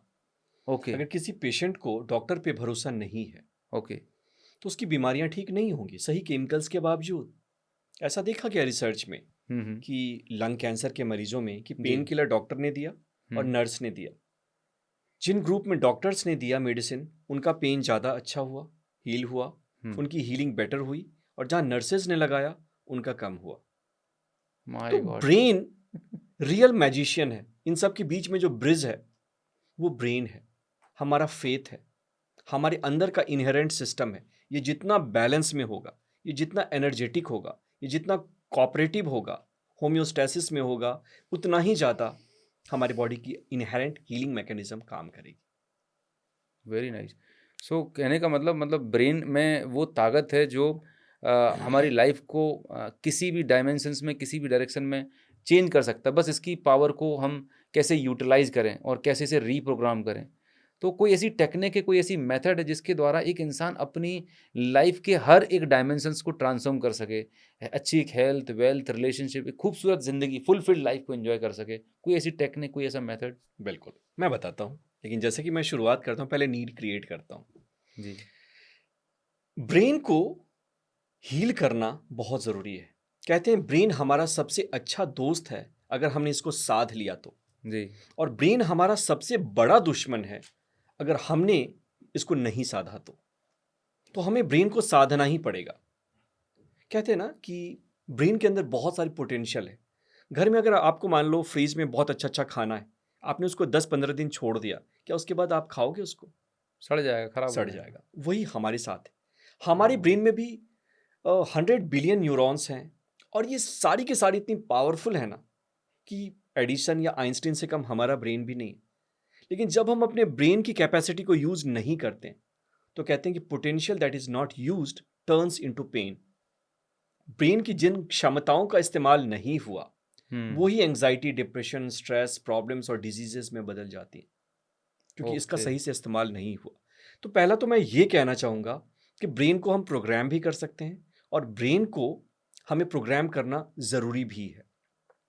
अब आते हैं टेक्निक्स पे। तो मेरे पापा इंजीनियर थे, और वो टीवी रेडियो भी बना लेते थे, इंटरेस्टेड थे उसमें भी। ओके। तो उन्होंने एक बात बहुत बड़ी कही। एक बार रेडियो नहीं बज रहा था तो मैं उसको ठोक रहा था, फिर मैंने पटक भी दिया कि इससे बजने लगा। जी। तो उन्होंने कहा देखो, आवाज़ आ गई, कुछ हिला तो ठीक हो गया, लेकिन तुम तब तक किसी चीज़ को ठीक नहीं कर सकते जब तक कि उसके अंदर जाना ना सीखो, और ये ना ढूंढना सीखो कि प्रॉब्लम कहाँ है। Okay, right. Same is true with our brain. हमारा ब्रेन, तभी हम इसको हील कर सकते हैं जब हम इसके अंदर जाना सीखें। और इसके अंदर जाने का सबसे आसान जो तरीका है, वो तरीका है create alpha state. Alpha state. Yes, ये ओके। अल्फा स्टेट क्या है? तो हमारे ब्रेन की जब इलेक्ट्रिकल एक्टिविटी को हम मेजर करते हैं, तो मेनली तो हमारा ब्रेन बीटा स्टेट में होता है, जहाँ पे कि फ्रीक्वेंसी बहुत ज़्यादा हाई होती है, हम नर्वस होते हैं, एंग्जाइटी में होते हैं। लेकिन जब ब्रेन थोड़ा स्लो हो जाता है, then it goes into alpha state. और अल्फा स्टेट की खासियत ये है कि इस समय ब्रेन प्रोग्रामेबल है, नए सर्किट्स क्रिएट हो सकते हैं। जो न्यूरोप्लास्टिसिटी ब्रेन की है, ये सक्रिय है। इस समय अगर हम कोई एफर्मेशन दें, या हम कोई विजुअलाइजेशन करें, या फिर कोई विल रखें, इंटेंशन ही रखें कि मुझे पावरफुल बनना है, तो हमारा ब्रेन प्रोग्राम होने लगेगा। लेकिन सबसे बड़ी प्रॉब्लम यह है कि आज इंसान इतना बिजी है, स्ट्रेस्ड है, कि अल्फा स्टेट में कभी जाता ही नहीं करेक्ट। Without sleeping. राइट। तो हमें कुछ ऐसी प्रैक्टिसेस लानी पड़ेंगी, चाहे वो ब्रीदिंग की प्रैक्टिस है, या फिर किसी काम को डीपली करना, या फिर गिटार बजाना, अपने पैशन को फॉलो करना। बचपन में आपको याद होगा, कुछ काम आप ऐसा करते थे, काम में ही डूब जाते थे। भूल जाते थे। बच्चे पेंटिंग कर रहे हैं तो भूल गए, मम्मी चिल्ला रही खाना खा लो, या खेलने गए तो खेलने में मस्त हो गए। या तो वो जो होते फ्लो स्टेट में चले यस, जाते वो। चिक्सन ओके। मिहाई ने इसको फ्लो स्टेट कहा है। ओके। साइंटिस्ट इसको ट्रांजिएंट हाइपोफ्रंटैलिटी कहते हैं। ओके। और इसको दूसरा नाम भी इसका जो आर्टिस्ट कहते हैं, बीइंग इन द जोन। हाँ, फॉर्म में मतलब बिल्कुल यस, जोन। फॉर्म में होना। इस समय में समय को आप भूल जाते हैं। राइट। तो जब हम उस स्टेट में जाना सीख लें, कुछ ऐसा काम करें, एक्टिविटीज करें जिस समय कि समय का होश नहीं रहता, हम बस डूब जाते हैं, तो दरअसल हम अपने ब्रेन की न्यूरोप्लास्टिसिटी को फिर से सक्रिय कर रहे हैं। करेक्ट। तो पहला स्टेप तो ये सीखना पड़ेगा। कोई ऐसी प्रैक्टिस हमारे लाइफ में होनी चाहिए जी। जिससे कि हम समय को भूल जाएं और हमारा ब्रेन अल्फा स्टेट में चला जाए। तो इनके लिए कुछ वो अल्फा म्यूजिक है, या मेडिटेशन के माध्यम से मेडिटेशंस ब्रेन हैं, वेव शांत हो जाती हैं? ब्रीदिंग टेक्निक्स ब्रीदिंग हैं, टेक्निक्स हैं कुल मिला पैशन के। को फॉलो यस। करना है, ओके। ओके। नेचर में रहना है, राइट। पार्क में घूमना है। तो इससे हम अल्फा स्टेट में आ गए। यस। Yes, then. यस। जी। लेकिन अगर अल्फा स्टेट को सक्रिय करना चाहते हैं, सही से यूज करना चाहते हैं, तो दो चीजें इंपॉर्टेंट हैं, मेडिटेशन एंड ब्रीदिंग। योग निद्रा, ओके। कुछ भी ऐसी प्रैक्टिसेस करो जो अल्फा स्टेट में आई। ठीक है। अब अल्फा स्टेट में रहने का सबसे बड़ा फायदा ये होता है कि हमारी वीडिंग होती है। क्या होती है? Weeding, okay. मतलब जो वीड्स हैं, अगर हाँ, मान लो हाँ। कि पेड़ पौधे हैं बहुत सारे, ओके, खरपतवार, उनको गॉट इट। हटाना। खरपतवार हटाना, यस। Yes, weeding. और वीडिंग के बाद ही हम सीडिंग कर सकते हैं। दुनिया में जो ब्रेन की टेक्निक्स फेल करती हैं, कोई हिप्नोसिस कर रहा है, कोई एनएलपी सिखा रहा है, कोई साइक के सिखा रहा है, why they fail? Techniques are not wrong, ना ही टीचर्स रॉन्ग है। प्रॉब्लम ये होती है कि जब तक सॉइल तैयार नहीं है, तब तक सीड डालने का कोई फायदा नहीं है।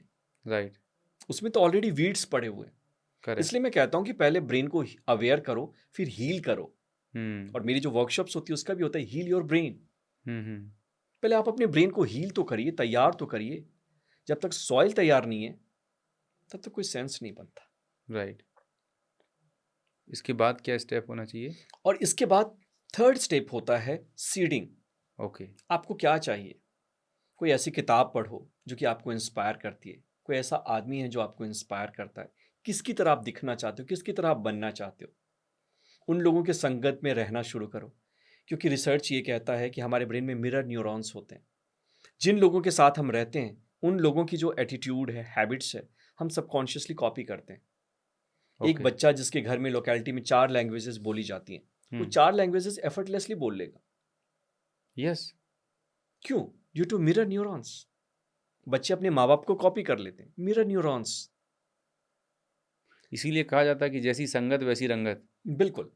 एक मेरे पास आदमी आए थे, मैंने खुद भी फॉलो किया है, कि वेट लॉस नहीं हो रहा है, हमने सब कर लिया, जिम कर लिया, सब कुछ कर लिया। मैंने उनको कहा कुछ नहीं करो, 4 ऐसे दोस्त बनाओ जिन्होंने कि अपने वेट को लूज किया है और फिटनेस जिनकी प्रायोरिटी है, that's all. Hmm, problem techniques की नहीं है, प्रॉब्लम तुम्हारे फेथ का है, प्रॉब्लम तुम्हारे ब्रेन की प्रोग्रामिंग का है। राइट। ऐसे सर्किट्स क्रिएट करने हैं जो कि ये मैसेज देते हैं तुम्हारे ब्रेन को कि वेट लॉस इंपॉर्टेंट है, हम्म, तुम कर सकते हो और तुम एफर्टलेसली कर सकते हो, बस। बहुत ही एंड द खूब। Same I did. Yes, yes. कि अगर आप मेरे पुराने वीडियोस को देखेंगे तो मैं बहुत मोटा होता था, बल्कि होता था। Right. And then I did it, क्योंकि वो ग्रेट। आपकी प्रायोरिटी बन जाएगी। तो मैं वेरी ट्रू। सिंपल वेज बता रहा हूँ कि ब्रेन को हम कैसे प्रोग्राम कर सकते हैं नए लेवल पे। तो एक और बहुत इंपॉर्टेंट एस्पेक्ट होता है हम सभी की लाइफ का, वो है स्लीप। हम्म, एक लोग डाइट पे बात कर लेते हम्म, हैं, राइट, और वॉकिंग टॉक सब कुछ कर लिया, लेकिन स्लीप एक ऐसा पार्ट है जिसको लोग बोलते हैं कि हो गया तो ठीक है, मतलब they don't prioritise sleep as a sleep. And चूंकि मैं हेल्थ एंड वेलनेस में काम कर रहा हूँ, तो व्हाट आई रियलाइज की, और खासकर इंडिया का सर्वे बताता है कि India is the second most sleep deprived country. मतलब आज रिपोर्ट ये बता रही कि इंडिया में 61% से ज़्यादा लोग एवरेज 6 घंटे भी नहीं सो रहे। हम्म। तो गहरी साउंड स्लीप ओवरऑल वेलबींग के लिए कितनी ज़रूरी है, और क्या ऐसा करना चाहिए जिससे गहरी नींद आए? स्लीप अगर आप डिप्राइव्ड होते हैं हाँ। तो ये कैंसर कर सकता है। 40% चांसेस कैंसर के ज़्यादा हैं उन लोगों में जो कम सोते हैं। ओके। हार्ट अटैक के चांसेस बढ़ जाते हैं। मेटाबॉलिक जितनी सिंड्रोम्स हैं उसकी चांसेस बढ़ जाती हैं। इंसुलिन का जो रेसिस्टेंस है वो बढ़ जाता है। कई ऐसे रिसर्च हैं। क्योंकि अगर कोई मशीन काम कर रही है, हम्म। एक मैं जानता हूँ, मेरे बगल में एक रहते हैं आदमी, उन लोगों ने 2 भाइयों ने मिलकर एक ओला कैब स्टार्ट किया। ओके। रात में वो चलाता था, दिन में दूसरा भाई चलाता था। वो कैब 6 महीने के बाद खराब हुई और उसके पंजर पंजर हिल गए। मतलब 5 लाख उसमें इन्वेस्ट करना पड़ा एक एक चीज। क्यों? क्योंकि गाड़ी को रेस्ट नहीं दिया। नहीं मिला। एग्जैक्टली वही हमारे ब्रेन के साथ होता है। हम्म। दिन भर जब हमारा मसल काम करता है तो उसके अंदर लैक्टिक एसिड क्रिएट होती है। ओके। स्मूथ मसल से नहीं, ये तो कंटिन्यूसली कर सकते हैं, लेकिन स्केलेटल मसल, क्योंकि अगर हम जिंदा हैं और अलाइव हैं तो हम अपने मसल्स को मूव करेंगे, और जगे हुए हैं तो। राइट। दूसरी चीज़ ये है कि जब आपके ब्रेन के न्यूरॉन्स हैं, जो भी इसका न्यूरोट्रांसमीटर है, डोपामीन है या एसिटाइलकोलिन है या जो भी है, हम्म। वो फटीग होने लगती हैं धीरे धीरे। ओके। उनको भी रिचार्ज करना है। जो भी टॉक्सिक मेटाबोलाइट्स बन रही हैं उनकी सफाई भी होनी है और उन सबको फिर से रीलोड भी करना है। और ये काम होता है स्लीप में। ओके। लेकिन अगर आपकी स्लीप की क्वालिटी अच्छी नहीं है, या स्लीप का अगर आपको रेगुलर ड्यूरेशन 7 से 8 घंटे आप नहीं सो पा रहे हैं, देन बी प्रिपेयर्ड। ये चीज़ें बाउंस बैक करेंगी और ये चीज़ें आपको बीमार करेंगी। इसका पहला साइन तो ये होता है कि स्ट्रेस का बढ़ना। ओके। और जब स्ट्रेस बढ़ जाएगा तो वही अपने साथ कॉर्टिसोल को बढ़ाएगा, हजारों बीमारियों को लेकर के आएगा। राइट। और सबसे बड़ा इसका इम्पैक्ट यही पड़ता है कि इम्यूनिटी डाउन हो जाती है, बीमारियां हील नहीं होती हैं। क्रॉनिक डिजीजेस जो भी हो गई, ब्रोंकियल एस्थमा हो, हार्ट अटैक हो, ब्लड प्रेशर हो, वो सारी चीज़ें बढ़नी शुरू हो मतलब जाती हैं। जहाँ तक मैं समझा हूँ कि स्लीप हमारी ज़िंदगी का एक वो बहुत इम्पोर्टेंट एस्पेक्ट है, जो हमारी पर्सनल लाइफ को इम्पैक्ट करता है, Yeah. क्योंकि सुबह उठेंगे तो एनर्जी लेवल कम रहेंगे, हम्म, इरिटेटेड रहेंगे, जॉब पे जाएंगे, काम पे जाएंगे तो जो काम 1 घंटे में हो सकता था वो 4 घंटे में, क्योंकि बिल्कुल। कॉग्निशन पावर काम नहीं कर रही होगी, हम्म, क्योंकि आपकी जो रिएक्टिविटी है, जो परफॉर्मेंस है वो डाउन हो जाएगा। Yeah. और रिसर्च यहाँ तक भी, एक रिसर्च बताती है कि 2 कैटेगरी थी ड्राइवर्स की। एक कैटेगरी के ड्राइवर्स को उन्होंने अल्कोहल पिलाया, क्योंकि यहाँ पर हमने देखा है कि डोंट ड्रिंक एंड ड्राइव, मतलब शराब पी के नहीं चलाना चाहिए। और दूसरे कैटेगरी के ड्राइवर्स थे जिनको काफ़ी दिनों तक नहीं सुलाया गया, एंड जो रिजल्ट आया वो बड़ा चौंकाने वाला था। बताते हैं कि जो ग्रुप था जो ज़्यादा नहीं सोए थे उन्होंने ज़्यादा एक्सीडेंट किए रादर देन जिन्होंने अल्कोहल पी थी। बिल्कुल। पर इसका मतलब ये नहीं कि अल्कोहल ज़्यादा पीना चाहिए, हम्म, बट स्लीप, एक गहरी अच्छी नींद का होना बेहद बेहद ज़रूरी है हमारी ओवरऑल क्वालिटी ऑफ लाइफ के लिए। बिल्कुल। और एक और रिसर्च मैं बताऊंगा ब्लू जोन्स पे, जो स्टडी की गई है। जी। दुनिया में कई ऐसे जोन हैं जहाँ हम्म। इंसान की आयु 100 ईयर्स प्लस होती है। ओके। कोस्टारिका, ओकिनावा, इकैरिया जिसकी मैंने बात करी। हाँ। तो यहाँ पे ऑटोमेटिकली लोग 100 साल से ज़्यादा जीते हैं। और उन सब में एक बात कॉमन है, वैसे तो बहुत सारे फीचर्स हैं, हम्म। बट वो है कि इनकी स्लीप क्वालिटी की होती है। और ओके। ये अपने स्लीप को प्रायोरिटाइज करते हैं। राइट। स्लीप में एक और बात इंपॉर्टेंट है कि हमें 10 बजे तक सो जाना चाहिए, क्योंकि मेलाटोनिन जो केमिकल है ना, जिसके स्लीप केमिकल कहते हैं, हम्म। जिन लोगों को इंसोम्निया होती है पहले तो उनको एंग्जियोलाइटिक दिया जाता है, अल्प्राजोलैम वगैरह, लेकिन उनको मेलाटोनिन भी कई बार दिया जाता है, हम्म। क्योंकि ये स्लीप केमिकल है जो हमारे पीनियल ग्लैंड से बनता है। राइट।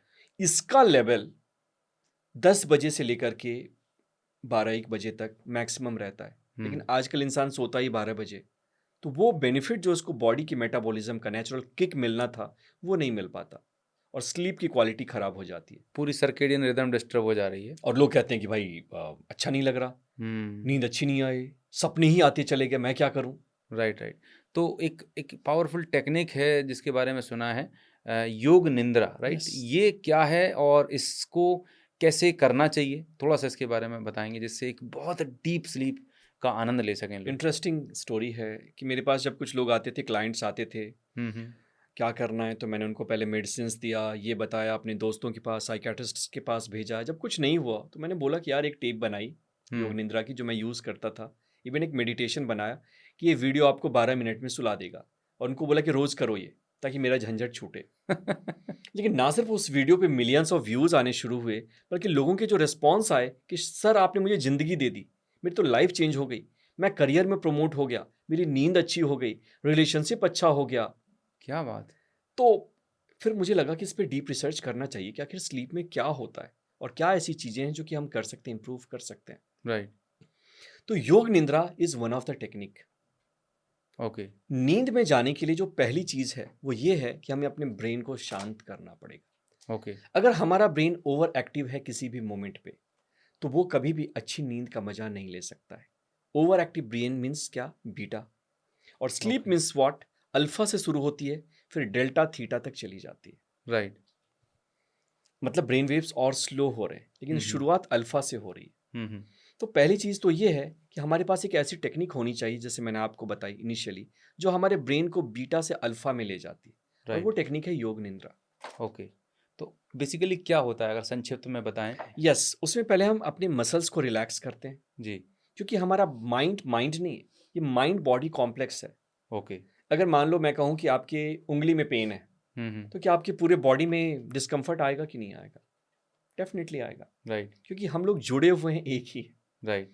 उसी तरह से होता ये है कि हमारे मसल्स, जो भी स्ट्रेस एंड टेंशन है वो हमारे मसल्स में आता है। हम्म। आपने देखा हो कोई इंसान अगर परेशान है तो उसकी आंखें एकदम, चेहरा खिंचा हुआ रहता है करेक्ट, हाँ, ऐसा। है ना? आपने यस। देखा होगा। हाँ। कहते हैं कि face is the mirror of life, right. Face is the mirror of a person. Correct. तो पहला स्टेप होता है कि हम अपने मसल्स को रिलैक्स करते हैं, प्रोग्रेसिव मसल रिलैक्सेशन। PMR से बोलते हैं। या ओके। जो लोगों ने अडॉप्ट किया है, एक्चुअली यहाँ से अडॉप्ट किया है, ये हमारी योगिक टेक्निक है। हाँ। यस। उसके बाद हम अपनी ब्रीदिंग को ऑब्जर्व करते हैं, ओके। और उसके बाद अलग अलग क्रियाएं हैं, लेकिन बेसिक इतना भी अगर किसी ने कर लिया, अपने मसल्स को रिलैक्स कर लिया, अपने थॉट्स को थोड़ा ऑब्जर्व किया, ब्रीदिंग को स्लो डाउन किया, क्योंकि जब आप अपने ब्रेथ को स्लो डाउन करते हो तो आप अपने वेगस नर्व को एक्टिवेट करते हो। हमारे अंदर दो नर्वस सिस्टम है। ओके। एक है सिंपैथेटिक नर्वस सिस्टम, जी। जो फाइट एंड फ्लाइट क्रिएट करता है, जो कि गाड़ी के एक्सलेटर का काम करता है। और दूसरा है पैरासिम्पैथेटिक नर्वस सिस्टम, राइट। जो कहता है रिलैक्स, रिजुविनेट एंड रिफ्रेश। क्या बात है। तो जब आप ब्रीदिंग पे आर फोकस, RRR, और वो है FFF, fight flight and freeze. Okay.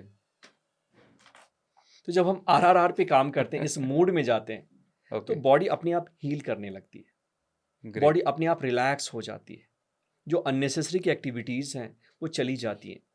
क्योंकि हमें लगता है, सपोज को इसको ऐसे समझो ना, कि एक बार मैं बचपन में गया था एक बारात में, तो मुझे उन्होंने एक कमरे में अकेले सुला दिया।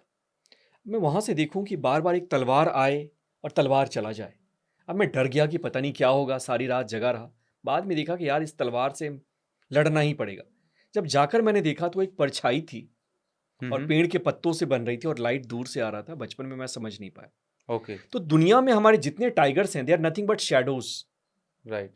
और जैसे ही योग निद्रा आप करते हैं या कोई भी ऐसी टेक्निक जो आपको अल्फा स्टेट में ले जाती है, वो आपको रिमाइंड करती है ये टाइगर्स कुछ नहीं है, तुम्हारे दिमाग का खुरापात है। फितूर है। कोई ऐसी चुनौती नहीं है जिससे कि तुम लड़ नहीं सकते हो। You are powerful, potent and capable. Very nice. So last में एक चीज़ और जानना चाहूँगा डॉक्टर साहब कि जो लाइफस्टाइल डिजीजेज हैं, लाइक जो खासकर मैं डायबिटीज़ की बात करूँ, आज भी बहुत सारे लोगों को लगता है कि इसके लिए हमें ज़िंदगी भर दवाइयाँ खानी पड़ेंगी, और मैं डायबिटीज़ रिवर्सल पे काम कर रहा हूँ। तो being a doctor, right, what do you think कि क्या इन बीमारियों को रिवर्स किया जा सकता है? एग्जैक्टली, बहुत अच्छा सवाल आपने पूछा। आज हमारा इंडिया भी डायबिटिक कैपिटल बन चुका है। जी बिल्कुल। और टाइप 1 आपको पता है कि उसमें बीटा सेल्स नहीं होते हैं, तो इंसुलिन नहीं बनता, तो इंसुलिन देना पड़ता है। तो हम उस पर काम नहीं करते, जी। उसमें कुछ चेंजेस कर सकते हैं, हम्म। बट उसको फुल्ली क्योर नहीं किया जा सकता है। क्योंकि लेकिन जेनेटिक टाइप है, 2 बाय बर्थ ही है वो या तो। जेनेटिक यस है। यस बिल्कुल। लेकिन टाइप 2 जो है वो एक जी। मेटाबॉलिक डिजीज है। ओके।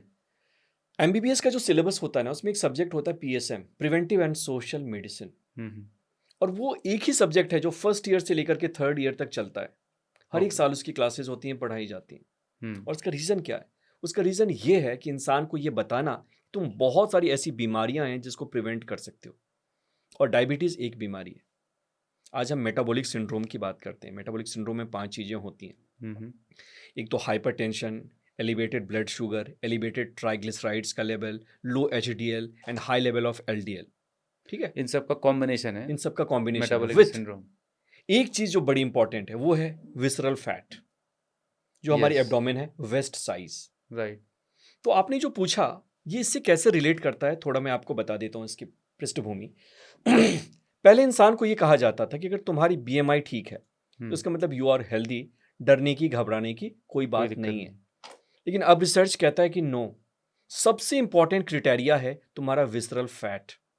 क्योंकि अगर पेट में वेस्ट साइज बड़ा है तो उसका मतलब पेट के अंदर भी फैट है। जो हमारा स्टोमक है उसके पास जो लाइनिंग है विसरा की, पेरिटोनियम की, उसको हम कहते हैं ओमेंटम। यस। और जो इंटेस्टाइन में है उसको कहते हैं मिजेंट्री। यहाँ पे भी फैट ज़्यादा हो जाएंगी जी। और यहाँ पे डिसलिपिडेमिया होती हैं। मतलब कि यहाँ पे जो है ग्लिसरॉल और फ्री फैटी एसिड रिलीज होती हैं ज़्यादा। जब यहाँ पे ज़्यादा हो जाएंगी तो, और ये पोर्टल वेन से हमारे लीवर में जाती हैं। और जब लीवर में जाएंगी तो लीवर को इसको हटाना है, तो वो क्या करेगा, ग्लूकोनियोजेनेसिस करेगा। ओके। नए ग्लूकोज को पैदा करेगा, जिससे कि डायबिटीज और ज़्यादा होगी। एक तो हम वैसे ही हैंडल नहीं कर पा रहे थे ग्लूकोज को, अब ये और ज़्यादा ग्लूकोज क्रिएट हो रहा है। करेक्ट। और दूसरा, फैटी एसिड्स लिपिड को भी और बढ़ाएगी। मतलब वो लिपिड फिर से वहां जाके डिपॉजिट होंगी फैट, और ज़्यादा ये प्रॉब्लम पैदा करेगी। साइकिल बन जाती है। यस, एक साइकिल बन जाती है। और दूसरा, जो एब्डोमिनल फैट है वो एडिपोकाइन से केमिकल होती है, उसके रिलीज को भी हैम्पर करता है।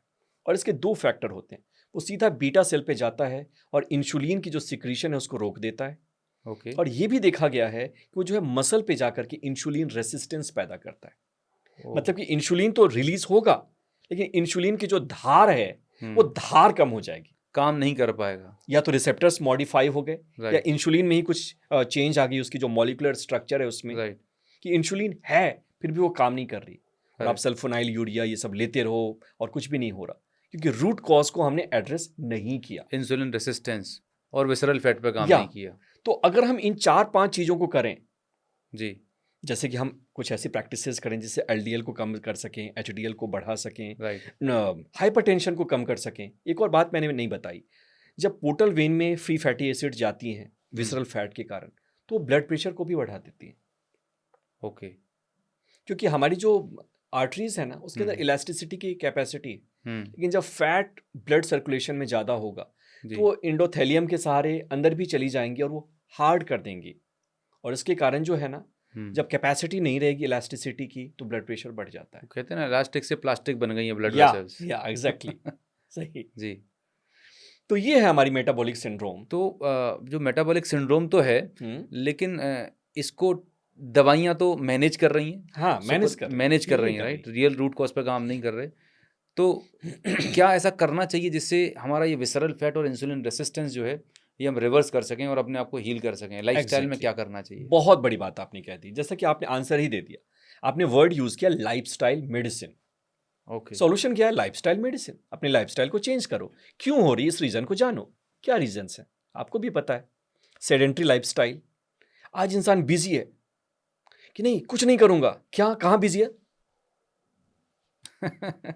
औरतें हैं, बच्चे हैं, क्या मेट्रो में जाओ नज़ारा देखो, सारे लोग बैठे हुए हैं, सबकी गर्दन सबकी नीचे। गर्दन नीचे है। बिल्कुल। तो सर्वाइकल प्रॉब्लम भी हो रहा है, हमारे पेशेंट्स भी बढ़ रहे हैं, हमारी इनकम बढ़ रही है, लेकिन सबसे बड़ी प्रॉब्लम ये है कि सेडेंट्री लाइफस्टाइल के कारण जो फिजिकल हमारा इनएक्टिविटी फैट है। है ना वो जी। बर्न नहीं हो रहा है। ओके। तो कैलोरी इनटेक और कैलोरी आउटपुट, राइट। जब तक कैलोरीज जो हमारे अंदर जा रही हैं वो यूज नहीं होंगी, कंज्यूम नहीं होंगी, तो कहीं ना कहीं वो संचित धन बन जाता है। फिक्स डिपॉजिट, एफडी करा लेते हैं बैंक में। और वो सिर्फ हमारे सबक्यूटेनियसली नहीं जाता कि हम्म। फैट में आ गया या पेट में आ गया, सिर्फ बाहर में स्किन के नीचे, वो अंदर भी बढ़ जाता है। Yes yes. और वो विसरल फैट बन जाता है, राइट। जो ऑर्गन्स के अराउंड रहता है और जो कि इस तरह से प्रॉब्लम करता है। तो पहली चीज तो हो ही गई कि फिजिकल एक्टिविटी करना बढ़ाएं, जरूरी है। एक्टिविटी। दूसरा, जी। रिसर्च तो ये कहता है कि अगर 150 मिनट आप वॉक करते हो WHO, तो आपके हफ्ते में, मैं एक हफ्ते दिन में की बात नहीं कर रहा, 30 minutes per day 5 days a week, या तो 150 हो WHO गया। का, यस। तो हार्ट अटैक का चांस आपका 60% कम हो जाएगा। डायबिटीज होने का भी चांस या उसकी जो इफिशियंसी है डायबिटीज की जी। वो भी 50% कम हो जाएगी। और जो भी मेटाबॉलिक डिजीजेज हैं, हम्म। चाहे ब्लड प्रेशर हो या फिर आज तो हजारों डिजीजेज ऐसी हैं रोज नई पैदा हो रही हैं जो जी। लाइफस्टाइल के कारण हो रही हैं, करेक्ट। वो कम हो जाएंगी। तो पहले तो ये करिए, कुछ नहीं कर सकते तो वॉक तो करिए। राइट। एक बनाएं, बच्चों को ये कहें कि आज उनका जो हैबिट है, खाते हैं घर के बाहर, खेलते हैं घर के अंदर, उनको उल्टा कर दो। खेलो घर के बाहर और खाओ घर के अंदर। क्या बात है, बहुत खूबसूरत। पहली चीज तो ये करनी जी। दूसरी चीज करनी है डाइट को, क्योंकि डाइट अगर चेंज नहीं होगा तो ये प्रॉब्लम और ज्यादा बढ़ेगी। राइट। आज हम ऐसी डाइट लेते हैं जिसमें कैलोरी बहुत ज्यादा है, लेकिन हम इसके लिए बने ही नहीं। हम इसलिए बने हैं कि हम ज्यादा फल खाएं, फ्रूट्स खाएं, गाजर मूली खाएं, और जो हाई कैलोरी वाली चीजें उसको कम लें, चाहे वो कोला हो गई, चाहे फिर रोटी हो गई या अल्ट्रा चावल हो प्रोसेस फूड जो है उसे कम करें और नेचुरल फूड को, गई, नेचुरल फूड्स को ज्यादा लें। ताजे हरे फल सब्जियां ज़्यादा खाएं।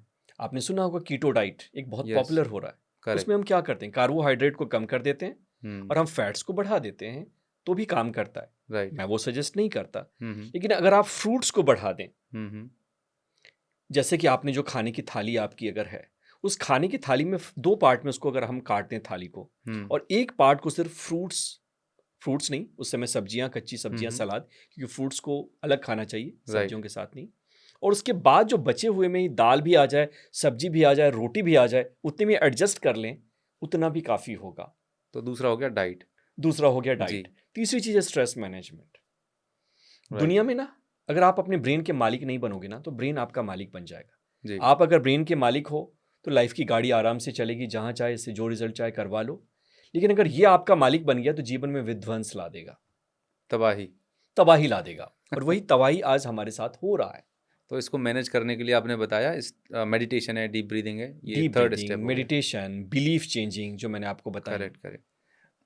वो लाइफस्टाइल चेंजिंग, जी। स्ट्रेस मेकिंग जो एक्टिविटीज करती हैं उसको कम करना है, और राइट। स्ट्रेस ब्रेकिंग वाली जो एक्टिविटीज हैं उसको ज़्यादा करना है, राइट। Following the passion. और अभी हमने बात की कि स्लीप को है, तो ये स्लीप को भी, चौथी स्लीप। Right, exactly. तो ये करने से हम लाइफस्टाइल डिजीज को, खासकर डायबिटीज है, अदर जो भी इतना मेटाबॉलिक ही सिंड्रोम्स इतना हैं, ही काफ़ी है। हम अपनी इन बीमारियों को कंट्रोल कर सकते हैं, रिवर्स कर सकते हैं, एग्जैक्टली। और इवन प्रिवेंट भी कर सकते हैं। प्रिवेंट भी कर सकते हैं। जो Very true. प्रिवेंशन है PSA में सिखाया गया, पहला था प्राइमोर्डियल प्रिवेंशन। जी जी। प्राइमरी प्रिवेंशन भी नहीं, प्राइमोर्डियल। ओके। इसमें लाइफस्टाइल को अच्छा रखो तो बीमारियां कम होंगी। ग्रेट। फिर प्राइमरी प्रिवेंशन, फिर सेकेंडरी प्रिवेंशन है। लेकिन प्राइमोर्डियल प्रिवेंशन सबसे पहले हमें करना चाहिए। अच्छी लाइफस्टाइल, हेल्दी लाइफस्टाइल। एक और चीज़ जो मैंने आपको बोली कि connecting with lot of people without any reason. Right, जिससे आपकी ओवरऑल मेंटल हेल्थ अच्छी होगी, स्ट्रेस लेवल्स कम होते हैं। तो बहुत खूब डॉक्टर पीयूष सर आपने बताया माइंड के बारे में, बॉडी के बारे में, सोल के बारे में। दोस्तों आज के इस पॉडकास्ट में हमने ऐसी बहुत डीपर लेवल के कन्वर्सेशंस किए डॉक्टर पीयूष सर से। He is an orthopaedic surgeon, but उसके बाद भी माइंड, बॉडी, सोल, स्पिरिचुअलिटी पे उन्होंने बहुत डीप रिसर्च की है। और फाइनली मैं आपको बताना चाहूँगा कि आपकी जो क्वालिटी ऑफ लाइफ है जिसको आप ट्रांसफॉर्म करना चाह रहे हैं, उसके लिए कुछ ऐसी प्रैक्टिसेस हैं जिनको अगर आप अपने रूटीन में अडॉप्ट कर लेते हैं, जिसे हम बात करते हैं it's a part of holistic lifestyle, Yeah. Right. Physical health है जो है, दूसरा आपकी मेंटल हेल्थ है, तीसरा आपकी स्लीप क्वालिटी है, चौथा आपका डाइट एंड न्यूट्रिशन है, पांचवा आपका गट हेल्थ है, राइट। ये सब जब आप इंटीग्रेट कर लेते हैं तो आपकी overall physical health, mental health अच्छी रहने वाली है। और आपकी सोल के लिए जो माइंडफुलनेस की प्रैक्टिस बताई गई, मेडिटेशन बताया गया, ये सब जो बेसिक प्रैक्टिसेस हैं, इनको अगर आप अपनी डे टू डे लाइफ में अप्लाई करेंगे, आप अपनी क्वालिटी ऑफ लाइफ को इम्प्रूव करेंगे और एक हेल्दी और हैप्पी लाइफ को आप एंजॉय कर सकते हैं। अगर आपको ये पॉडकास्ट पसंद आया तो इस चैनल को सब्सक्राइब ज़रूर करें और मुझे कमेंट में बताएं कि आज के इस पॉडकास्ट से आप क्या चीज़ अप्लाई करने वाले हैं आपकी चीज़ में, क्योंकि कहते हैं कि information will not transform your life, information when applied will transform your life. मुझे कमेंट में बताइए कि आपको क्या चीज़ इस पॉडकास्ट में अच्छी लगी, अप्लाई करने वाले हैं, और ऐसा क्या टॉपिक है, सब्जेक्ट है जिस पे आप अगला पॉडकास्ट चाहते हैं। इसी के साथ आपसे विदा चाहूँगा। स्वस्थ रहिए, मस्त रहिए। Thank you so much doctor Piyush ji. Thank you. Thank you.